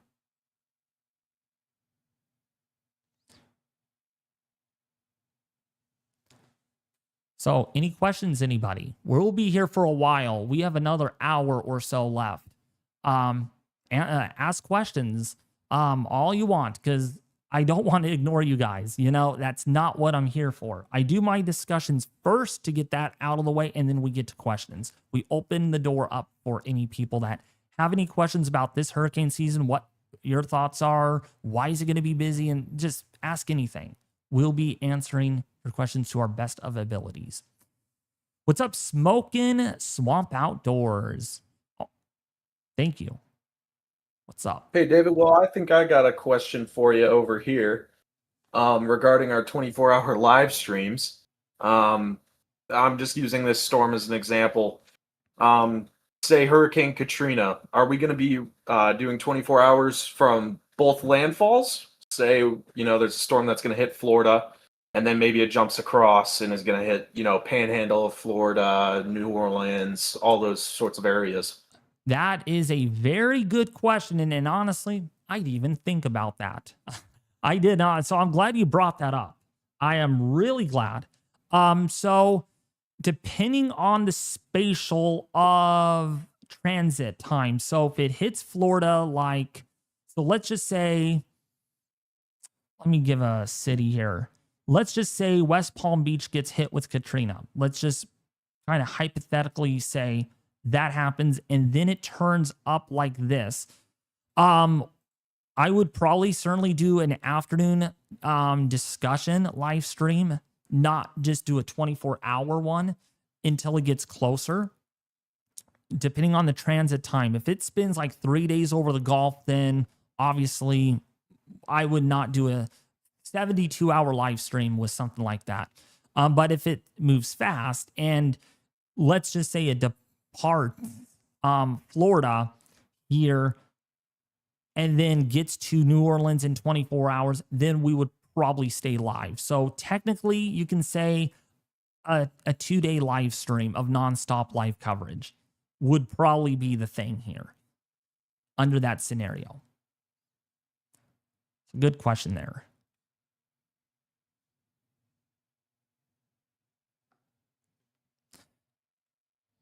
All right, so let's see, my eyesight here is not the best. I could wear my glasses, but the eye doctor doesn't want me to look too close with my glasses on like that. So what's your prediction for the number of named storms this season? That is up in the air still. And that's due to the fact that we do have a bit of the stability that is remaining in effect. I do think it's definitely going to erode away by the time we go into the middle of August. So my number of named storms I am going with this hurricane season is, man, I would say probably about 11 to 16 named storms. But on the more conservative side, I'm going to hang it tight at 10 to 15 named storms. I'll probably have a more better understanding on that once we get into the middle of August to see where we go from mid-August. But right now, the high end up to 15 named storms and up to maybe 7 hurricanes and up to maybe 2 major hurricanes or 2, maybe even up to maybe even 3. But I do want to make it clear, it's not about the number of named storms. And I'm glad that this is kind of a question upon a question here. So sticking to that question, let's go to my bookmarks here on my X page. By the way, if you guys want to follow me on X, it's Weather United 1. Let's go to here, bookmarks. So this guy right here, Rush, which is on X, really good guy. He knows his tropics pretty good. It's really not about the number of named storms. Okay, it really isn't. And people are still, you have your head wrapped around and saying like, oh, a hyperactive season is 28 named storms. This year, though, given enough studying, given enough analysis and scientific data to prove that, I am really putting more weight on ACE count over number of named storms. So just because we have 15 named storms doesn't mean we will have a below average season. It's actually 1 named storm above average. But I want to show you this here. Look at this. 1926. Oops. Come on, work with me. So 1926. Oh, and this just crashed on me. Hold on a second. Is this going to work? Come on, work with me. Oh my gosh, I have to close out of Epic Pen because it just crashed on me. This took a dump. So let me bring that up so I could actually highlight. I live my life on Epic Pen. It doesn't, okay, it's not working. There it is. Come on, get over here. Listen to me. All right, so 1926. All right, we had 11 named storms, but look at the ACE score. That was 229.6. For reference, last year's ACE count was way below that. In fact, 2025, to look it up actually, but ACE count was below 150 something. It was not a, it was slightly active than normal, but it was not like the top number here. Like 2005, both number of named storms actually equated to really high ACE count. But look at this, 20 named storms still is the record of this given day in Guinness World Records of the most hyperactive Atlantic hurricane season known to man, like dating back to the early 1900s.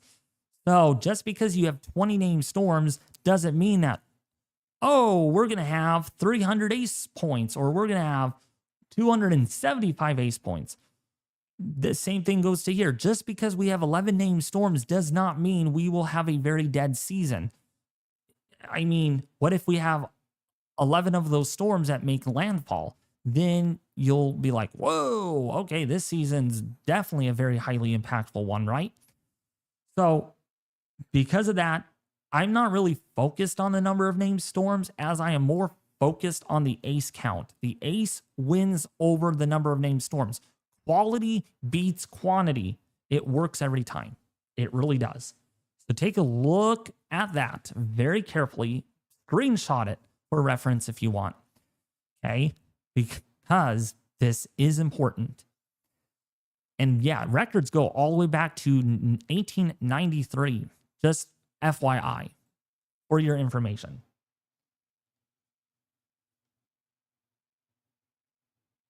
How many of those 11 were category? Okay, so let's go look at 1926. I have not looked this up yet, so I'm looking along with you guys for the first time. So that season had lots of long-tracked hurricanes, but they were also not named. It was just 1, 2, 3, 4, 5, 6, 7, 8, 9, 10.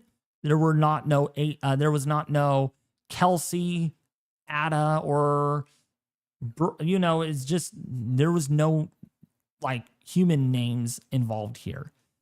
So this season had 1, 2, 3, 4, 5, 6 major hurricanes, but look at 4 of those, especially right here, 4 lasted for almost the entire month of September. All right. So you can kind of get an idea that, wow, okay, I see now why that ACE score was really high, right? So it's all about longevity, and this is what that season looked like, right? A lot of landfalls over here in Florida, but not many fish storms as I thought there would be. So that's what that is. Twitter link to that, yes, I will give you guys a Twitter link since, again, love to be transparent. Love you guys a lot. You guys are like family to me. So there's a link to that.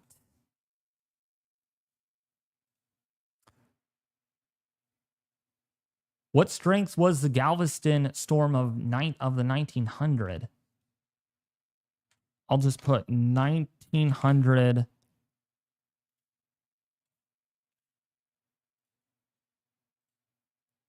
See, the Galveston. So it's probably this one. That was a category 3. Is a category 3 hurricane. Yeah. Yeah, it was a category 3.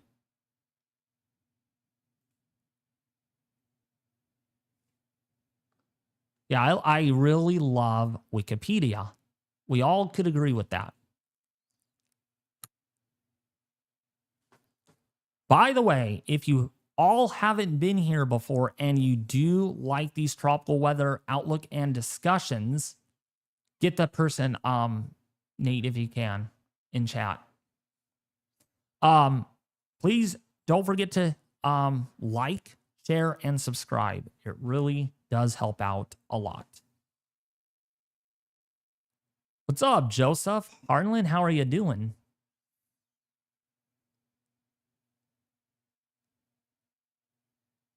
Yeah.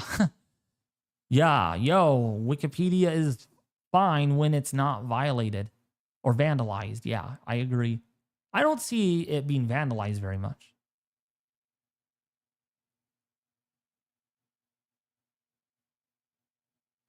What do you mean by the 1928 Okeechobee storm? Oh, there we go. This was a Category 5 hurricane, man, in 1928. And wow, yeah, that was a long, oh my goodness, that was a long tracker right there. That was a big time ace producer, I'm sure. Man, that is just incredible. It started all the way over there and it just, dang. So yeah, that one was very destructive. Oh yeah, this was very destructive. 4,114 people got killed in that hurricane. So yeah, that was actually the 6th strongest hurricane on record, actually. The Labor Day hurricane surprisingly takes the cake. And then goes Andrew, I believe, something like that. But yeah, the Okeechobee storm or hurricane, that was pretty bad. I would have to look more into that, but that was pretty dang destructive. And hey, this year we could see something like that. I don't want to wish that, but boy, tell ya, water temperatures can't say enough. Things could get out of control very quickly. What's up, Brady G111? How are you doing?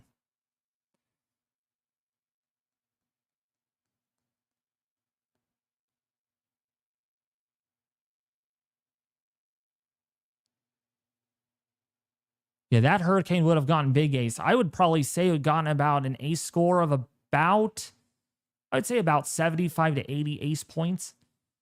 David Schlotthauer, is Dexter and Irwin a possibly in late or mid-August? I would say see, I don't want to get ahead of myself on when these will actually form. We don't know yet, okay? We know the signal is there for formation, but it could happen between about August the 8th through August the 15th. I'm just going to put a window of opportunity. I'm not even going to pre-name storms yet until they actually have a very high chance of developing, when I'm very confident.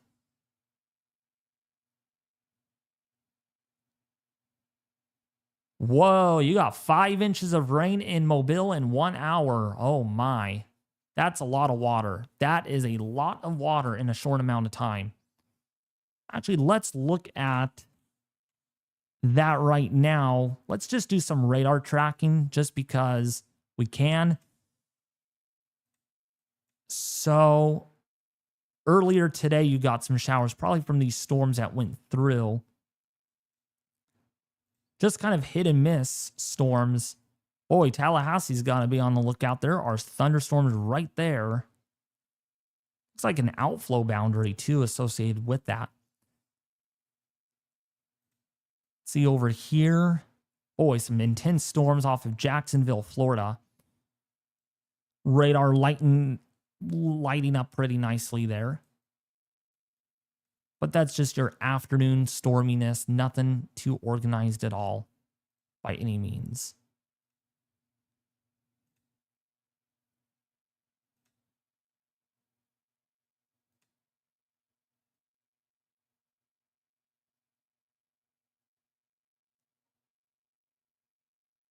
Man, that system looks like it's organizing, though. The one offshore off the Carolinas, that could get a name. Boy, if that's Dexter, though, then Irwin would be the one that could cause bigger problems, and then one beyond that. That's moving away from the coast. But that definitely has a circulation on it. If there is persistent deep convection there for a while, then that could get upgraded to a named storm. David, can we see what Hurricane Ian looked like in 2022? My grandparents were in that storm. Sure. Hurricane Ian 2022. So this is what Hurricane Ian looked like in 2022. That hurricane was a beast. That was a beast. I'll tell you that right now.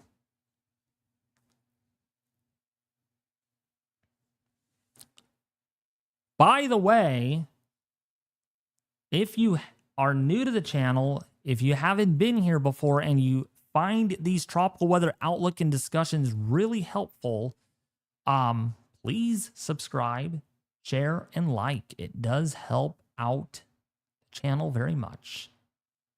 It does help out.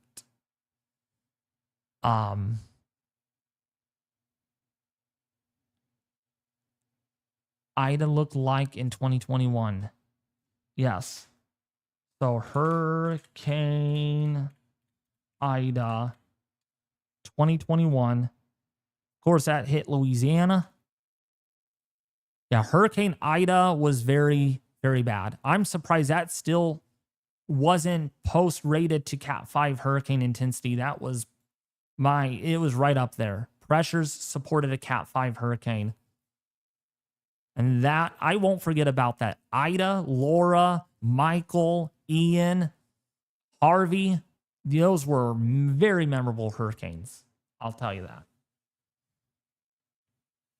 And will our hurricanes this year be very memorable? We shall find out. We all know Milton was. Milton, the record breaker. But yeah. But definitely, Johnny, I would be on huge guard this hurricane season. Your water temperatures down there, oh man, they are really warm. I'm telling you. It's one of those times I would really hope that nothing actually comes into the Gulf. Because if it does, it's not going to end very well. If the background environment is very conducive.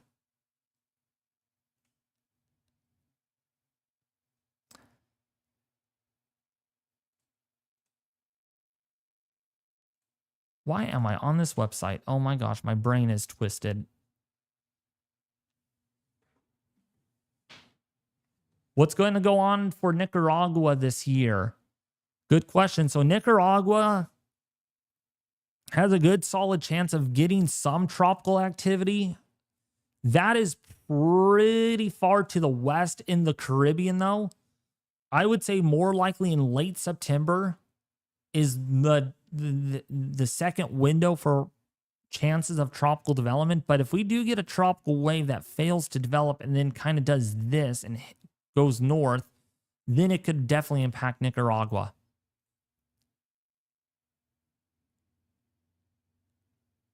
But I'm glad you all are here tonight. It really is an honor.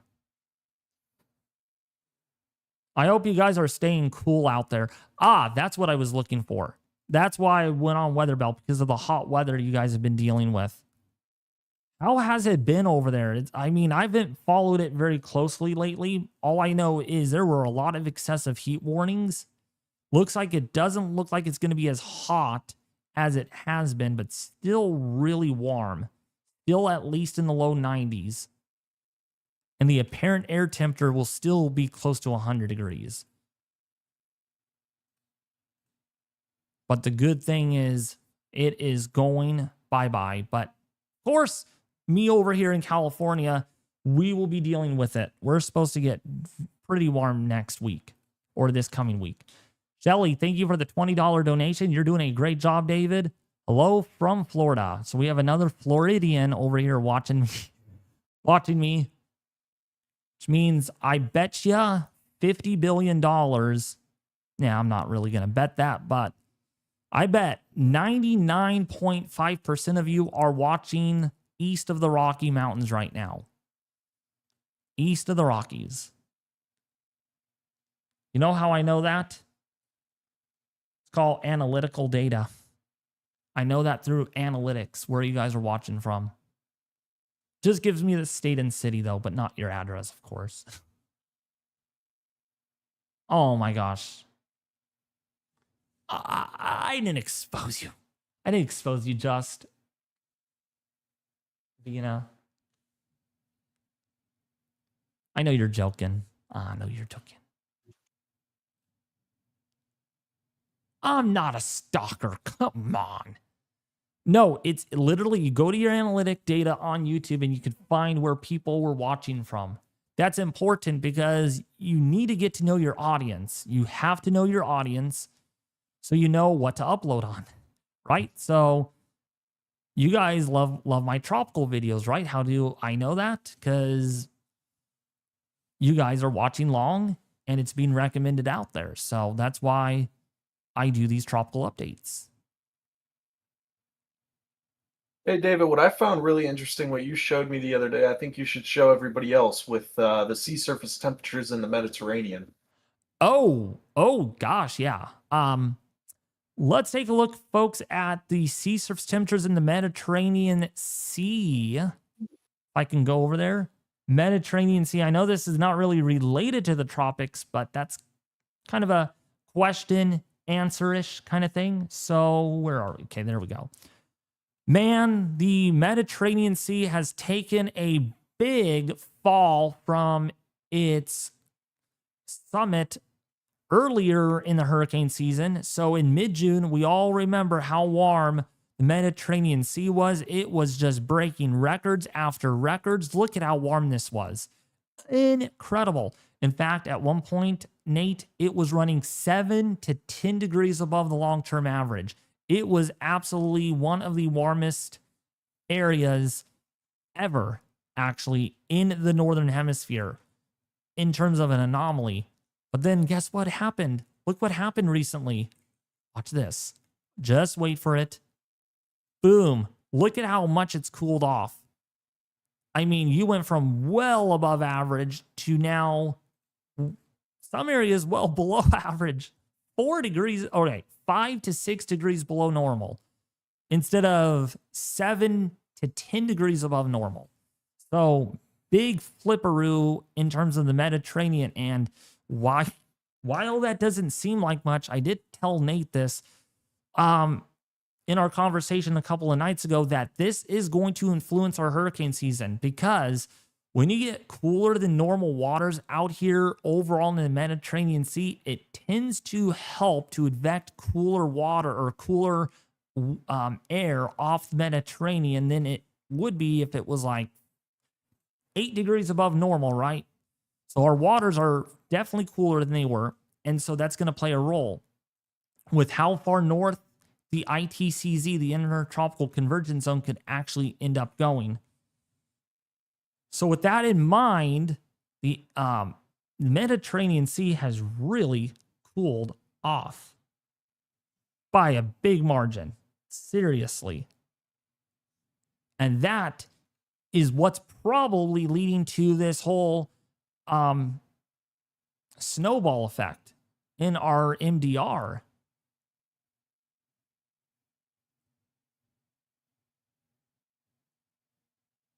So, yeah.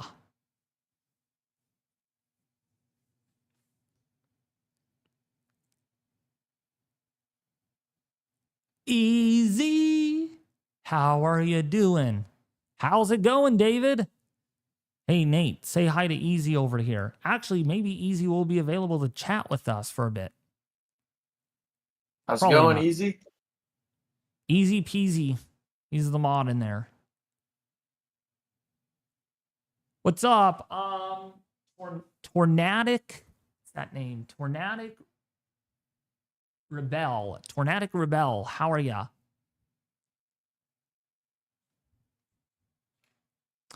David, what are the sea surface temperatures in the Atlantic and Gulf? Pretty easy to answer that one. Right now, they are very warm. I mean, especially, oh my goodness, Florida is just engulfed with water temperatures that are in the upper echelon 80s, like 89 degrees to about 91 degrees Fahrenheit overall, except inside of Tampa Bay, water temperatures are in the mid 90s over there. The East Pacific is suddenly active. Yes. Well, you can blame the MJO for that. The Matt and Julian oscillation.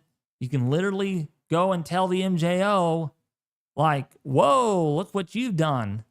Yeah, I mean, I would bet you by the middle of August, well, it's not here anymore, but there was a lot of activity out here literally about 4 or 5 days ago.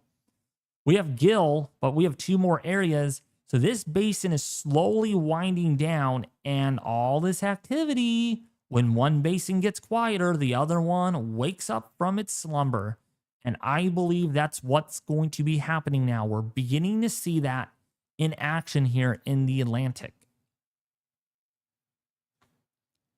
And again, I'm not trying to fearmonger. I'm not trying to wish for anything, but I'm telling you, we got to be ready. We got to be, regardless of what models are showing.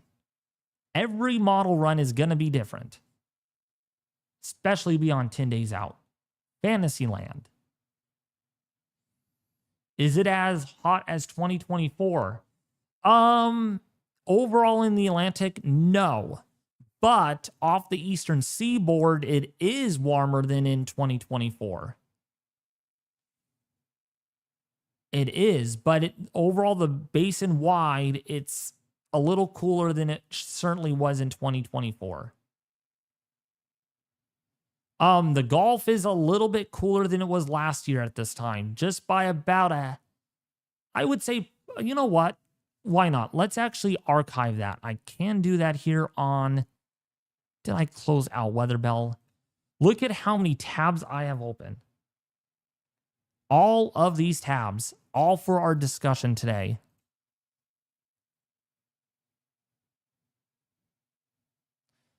So let's go over to the Gulf and look at the archive from last year.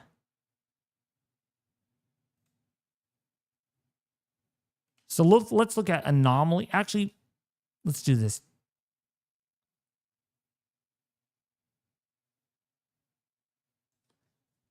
See, latest data was August 1st. So let's go over here. So we did not have an August 1st. There was a missing day. So I would say referencing to July 30th to now, I would say it's about the same, maybe a 1/10 of a degree cooler. But that's so little that it's not going to mean the difference. I mean, yeah, look at that. 33.1. That makes sense. Right here along the Florida coast.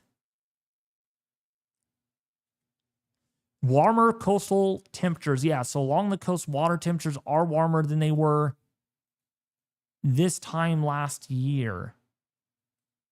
Actually, technically, if you want to say the Gulf is about a 1/10 of a degree warmer. So sorry about that. So it is a little warmer this year in the Gulf. But definitely look at this difference right here. Watch this. So these are water temperatures. Okay, so follow a lot of this red here on the map. And look at now. Let's go back. Let's go to forward. Boom. Look how much warmer that area is. Cooler up here and more in higher latitudes, but actually warmer down here.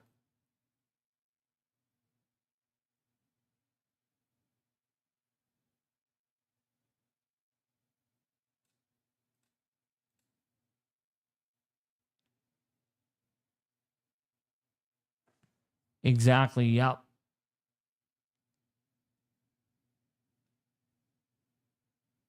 And yes, my thumbnail might say this is serious. I mean, it does point to the area, okay, that it might cause a little bit of concern. But actually, Nate, can you clear up the confusion on that? Actually, just to reiterate on my thumbnail designing and stuff, because people seem to think that I am fearmonger master over here. Well, yeah, I mean, I've been seeing a lot of comments and uptick on that too, David. I mean, the thing is, it's not clickbait. It's honestly just if I don't know, if his YouTube title read the tropics are quiet. There's not really a huge point in posting an update at that point. We're looking further out than most people would. So, we're looking for favorable trends. We're not looking for where the storms are going to make landfall or Mm-mm. what category they're going to be. We're just looking for when it's going to be more favorable. That's what the concern part of the title comes from.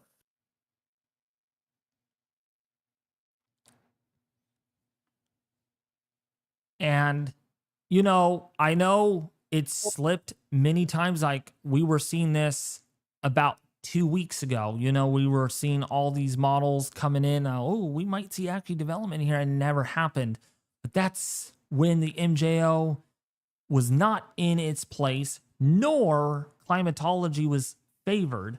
But now we're in August, okay? And so we have to be on our feet a little bit more and take this a little seriously. We have to. Hence the title name.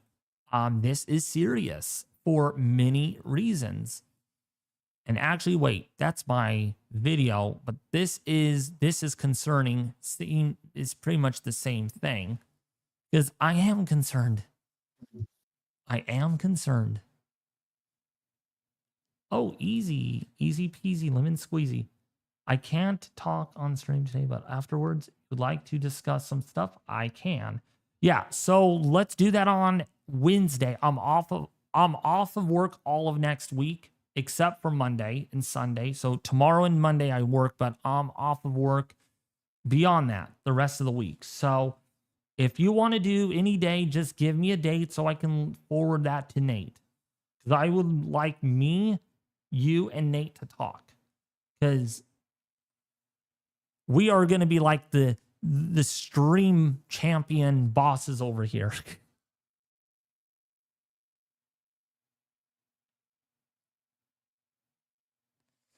So what does my gut tell me about maybe the title and thumbnail is that there is a concern that there will be tropical development.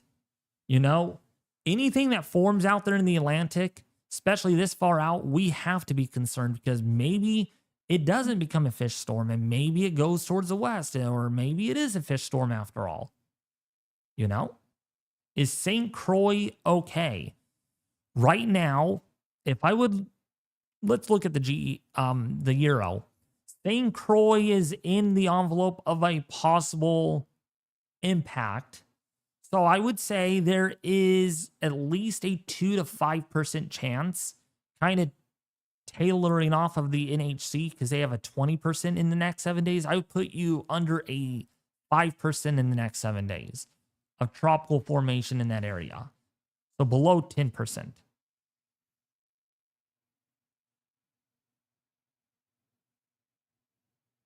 But what I want you guys to do for me is, even if my title and thumbnail may come across as really fear-mongering or a little aggressive, watch the video.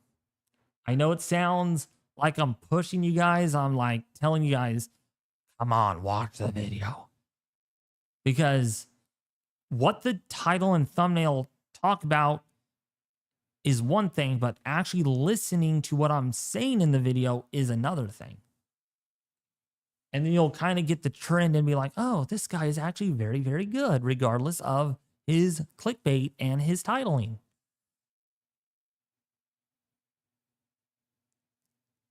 I mean, everyone does it in the weather community anyways at this point. So it's not only me. It's not only me.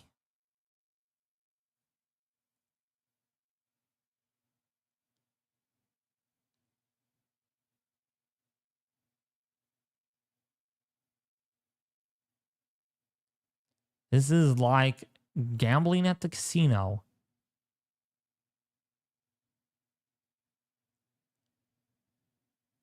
The ensemble showing 970 pressure readings. You know what? I'm actually going to have to go to Weatherbell and look at the European ensemble from this morning. I didn't even bother looking at that out of this whole discussion.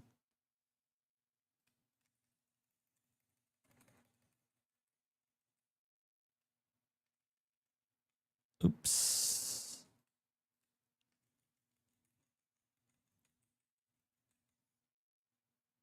And yeah, see, look at, so even so, some of the models do show a fish storm. Look at where some of the other models take this. Look at this. Oops. Weather bell. This is weather bell. Okay. Yeah, look at right here. I know this is very far out, but yeah, no, there is that signal that we do need to watch.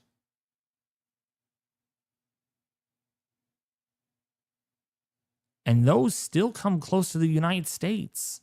I mean, even so, because the 10-day forecast here only takes it out to about here, right? But some of the ensemble members still bring this closer to the coast with that wave. So that's why there is a non-zero chance. We still will have to watch this. It's the same storm, but different locations, speeds, and intensities. It's basically 51 different members. Okay, 51 different members from the Euro, and the atmosphere is tweaked 51 different times to give 51 different possible outcomes, or 51 different forecasts.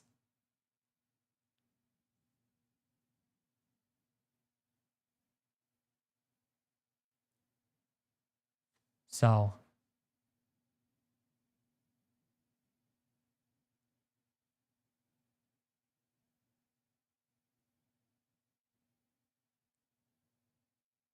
I watch Mike's weather page and you. Oh, thank you so much. I'm glad you like my videos, Beth. I do appreciate that. I do appreciate the kind words.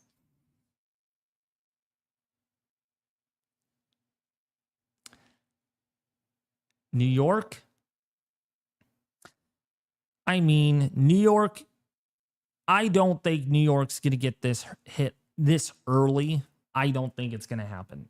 Now, the GFS is on its own little fantasy land, which I am surprised because it has been the shut up type model for a while. Like, it has not shown anything until this very run. And man, it goes just haywire on that system. This is why I don't believe anything about this system right here. I really don't. Of course, people out there will be like, oh, you watch, it's going to develop. You watch. But I don't see it developing yet. We have to see what goes on underneath this area of convection, though. Because that's where the second vorticity thing region is on the GFS.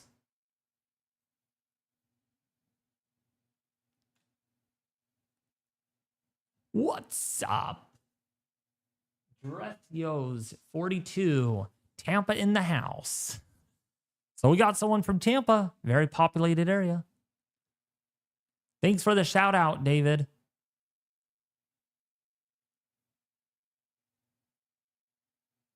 There was an earthquake in New York. Oh, there was an earthquake in New York.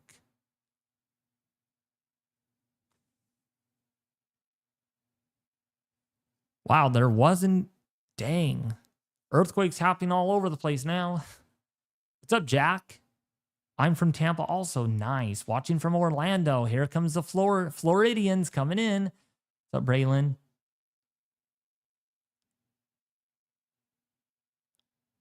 I'm praying for fish storms only this year.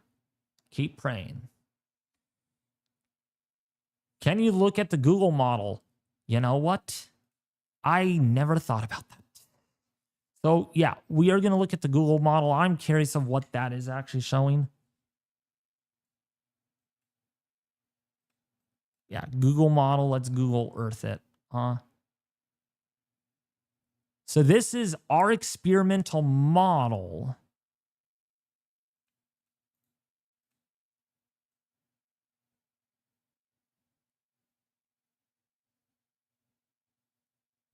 Man, they are going crazy with that wave, though. There is a lot of major hurricane dots on the map here. You can see that. And that goes a lot further to the west. See, that's why it's not just, you can't just rely on the European ensemble. You just can't.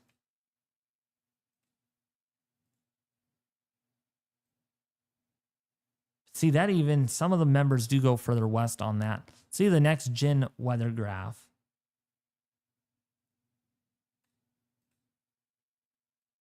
There's no next gen weather graph rendering. Let's see. Oh, weather next graph.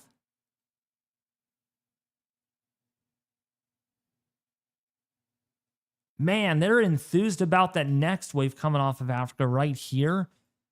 So the wave that we're watching is going to be the one that's going to be the most concerning in the, you know, because we focused on one storm at a time. And then there's a third one behind that comes off. That experimental model, though, that's very bullish. That is really bullish right now. There are, let's see, 1, 2, 3, 4, 5, 6, 7, 8, 9 members. 9 model members that are showing a major hurricane, which I do not believe. I think that's way too aggressive. Way too aggressive. I am sticking to the low end. A depression or storm is more, the chances of that occurring are a lot higher until we get more new information. But here's how it's going to run. Let's watch this, how it evolves. Here comes the animation. Watch this. It's going to plot. Here it is.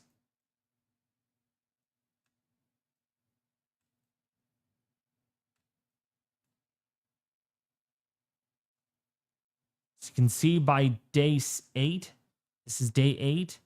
This is day 9. This is day 10. And things really spread out.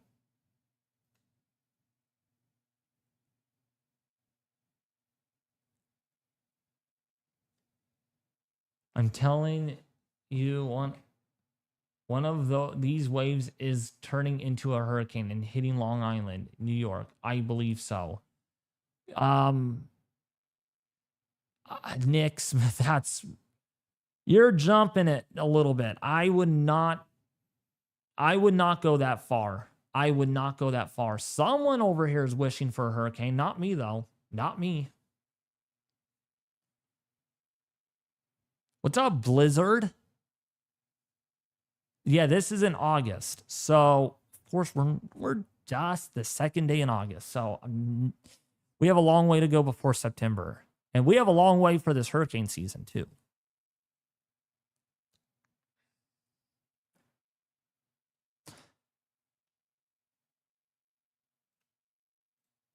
But if you haven't been here before and you like these live streams, you like the daily tropical weather updates, and you haven't been here before and you're new, please subscribe. It really, really helps out very, very much. It does. We are closing in on 50,000 subscribers very soon here. I would bet you by the middle of August, we'll probably be there at 50,000. What about the AI model? See, half of me says to trust the AI models, but half of me says no. I have to get more data, concrete proof before I say the AI models are more accurate than the deterministic forecasts.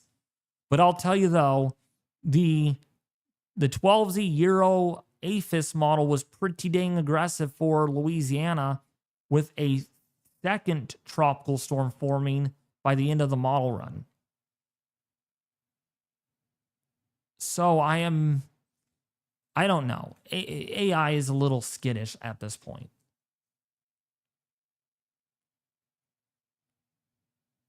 I'm just feeling it. We'll see, Nick, if you end up being correct. But hopefully not, because if a hurricane does hit New York, That's a very big pop. That's home to over, that's like 30 or 40 million people, maybe even 50 million. Yeah, very tightly populated.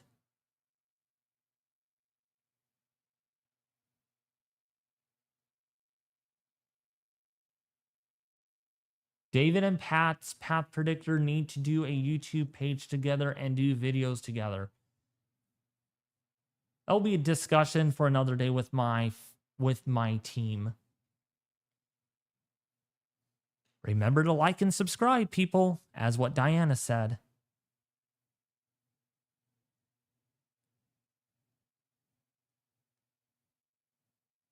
I take it the dust has calmed down. Yes. So, well, there's not much dust out there, dust aerosols, but there is still some dry air that remains. But you can already see that it's not as widespread as it was just a week ago. You guys would be good together. We'll see. We'll look into that. Take note of that too, Nate and Easy, if you're still here watching the live stream.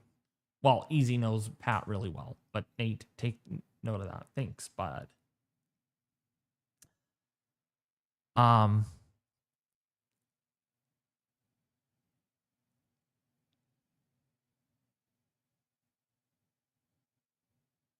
David, go on alert file wildfire cameras. La Plaza 1. There is a very big fire burning down there in Southern California. It's a really big fire. But really, we are not here to do fire coverage. But yeah, that is a big fire burning in Southern California for sure. I mean, you can see it right here. All that smoke coming up, especially this afternoon, really thick smoke.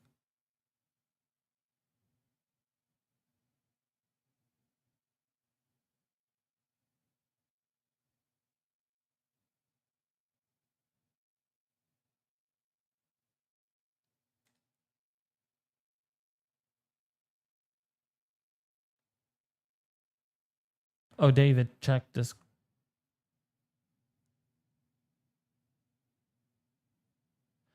Nate is asking you all, would you like him to do coverage inside, live coverage from inside the storm? So he's asking me here and asking you all. So please let him know. So do you guys want him to do live hurricane coverage inside the storm during my live streams? I'm sure a lot of you will probably say yes on that one. Yes, sir, David. So that's a 1 yes. Graham Belcher says outside. Yeah, so that's two yeses. Yes, Blizzard. Like in the eye of the hurricane, yeah. Okay, Drem says yes, so that's 3. Yes.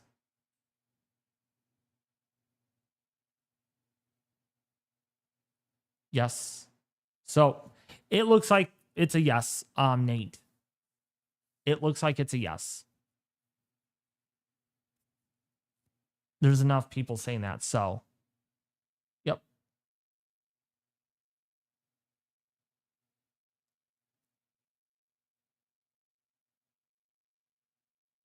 The Euro model has the second wave developing into a hurricane and hitting South Carolina. Wait. There's no, wait, the newest Euro? No, I looked, the 12Z is a complete run.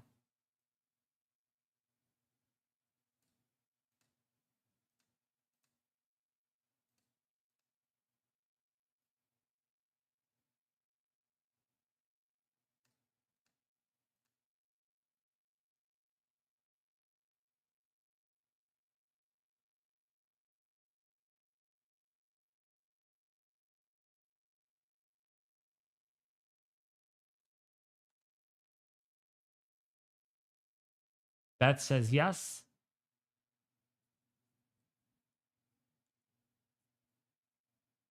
How long would you be in the eye for? That's coming from person that has the Japanese writing. Can't read that. Can't speak Japanese. But yeah, a lot of people say yes. It's definitely a yes.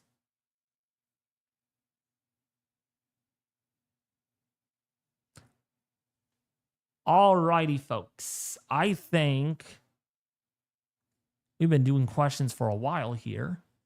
Any last questions that you guys have? Man, it's almost 8 o'clock. Almost 8 o'clock.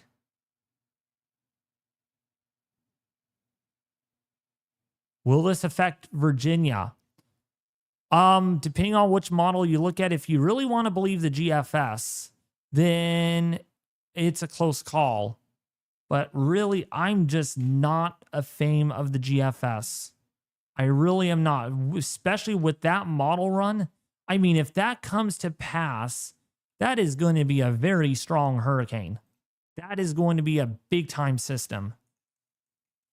I mean, look at the hurricane force wind field brushing against Virginia. I mean, that's in about 7 days.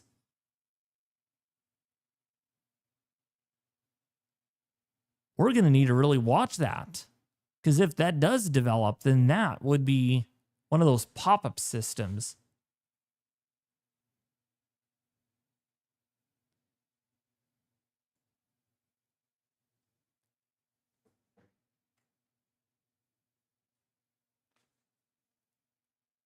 But yeah, just for reference, this is exactly my subscriber number. And I want to say a huge thank you to all of you that have supported me along getting on to my 3rd year here. 3rd year.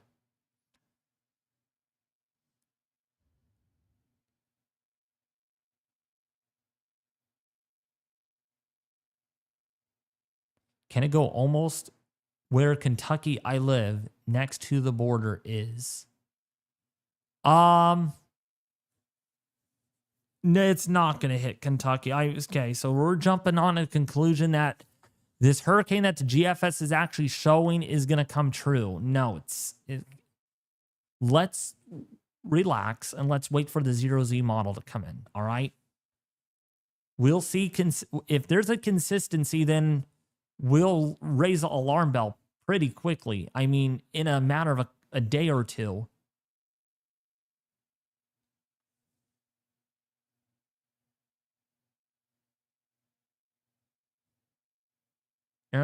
Airfam tough.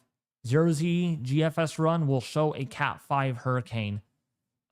My gosh, you guys are speculating before even the model comes in. What are your thoughts, Nate, about that hypo, artificial, however you want to call it, fantasy fake hurricane on the GFS? Well, I mean, see, the thing with what we've seen with the GFS in the past is just all these fantasy storms 360 hours out, and, nothing really comes of it. Honestly, I'm kind of leaning towards indifferently that this storm actually could become something. I feel like they may have caught back onto something. Because this is the first time it's really come true or really predicting a hurricane since the fantasy storms we had back in May. I don't think it's nearly going to be as strong, and it could just be a fish storm, but I feel like the GFS could be onto something development wise. I feel like that is such a weird track for something like that to take, so I'm not really loving this run. We'll definitely see what the runs look like tomorrow. Yeah. Like he said, I'm going to wait for the 0Z tonight and then go from there. By tomorrow afternoon, when I make my YouTube video, we will then circle back and be like, oh, it's not there anymore. So, yeah.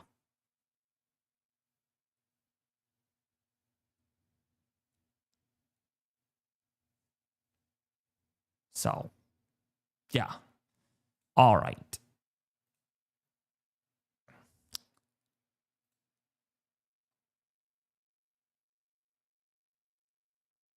Can this go up to Chesapeake Bay? Simple answer. I'm going to give my simple answer on this just to protect, so we're not going to jump to conclusions. Simple answer is I don't know, because I don't know if this is even going to develop. We're not speculating, okay? We're not going to speculate anything about this system. I don't know. I don't know. But it is interesting. The GFS has been a sleepyhead this whole time, and now it comes back from its slumber and is like, oh, there's a system. We're blowing this system up. Gonna surprise people. It's kind of nice and bad to see, David. The good old GFS is back again. Yeah. But the only thing that protects the GFS here is this is 5 to 6 days out. So it is not it's fantasy land because it just had popped up on one model run. Let's see if it remains consistent. And if it does, it's not so fantasy land, especially if other models pick up on that. Oh, the 0Z icon's coming in. We'll see what that shows. See, even the 18Z icon was not too enthused. Something forming there. So, gonna be interesting.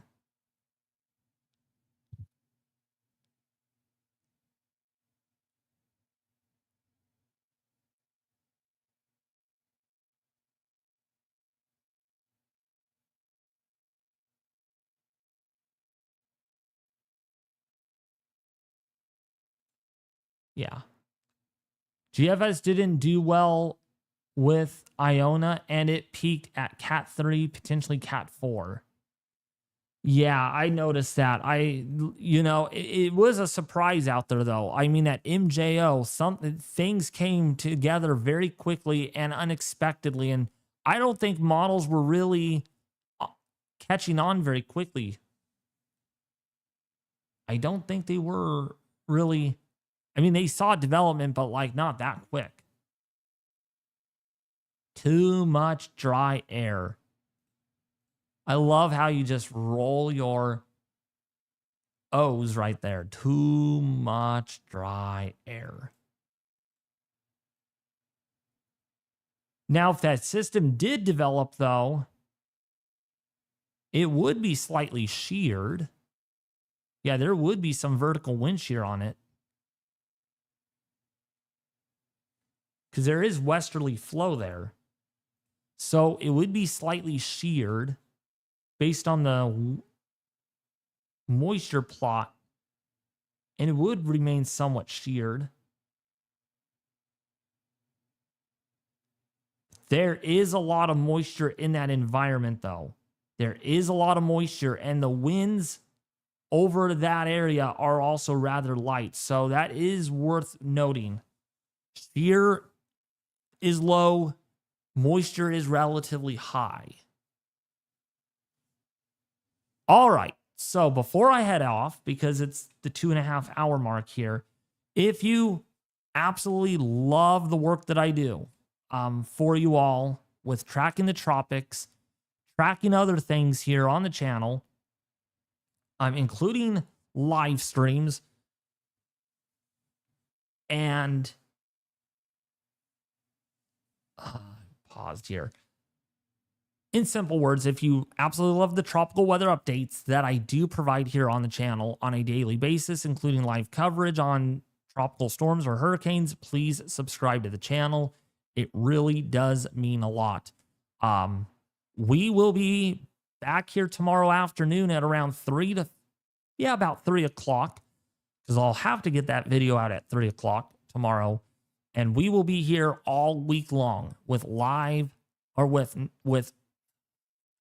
words are stumbling, with video updates every day, because we do have a lot on our hands to track. Waves coming off of Africa, and that shenanigans off the Carolina coast, So, yeah, what time zone? It'll be 3 p.m. Pacific Daylight Time, so 6 p.m. Eastern Daylight Time. Typical uploading time is around 6 to 7 Eastern Daylight Time. Is the rough average. Now, when something big happens and it is a big threat to the United States, or even in the Caribbean, I do morning updates. So that would be my rapid fire update. If something big happens, morning update. If something big doesn't happen in the near term, just a daily video in the afternoon. Pretty much what I've been doing up to this point is consistently uploading at around 3 to 4 o'clock. All right. I'm going to head off, folks. But again, please don't forget to subscribe if you haven't subscribed already. Because yes, me, Nate, and Easy will be here for the peak of hurricane season to keep you all updated. As always, have a great rest of your night on this Saturday, on the 2nd day of August. I'll be back with you more tomorrow afternoon at 3 p.m. Pacific Daylight Time, 6 p.m. Eastern Daylight Time. Peace out, folks. That's going to conclude for tonight's Saturday Night Live on the Tropics with Nate and David Schlotthauer.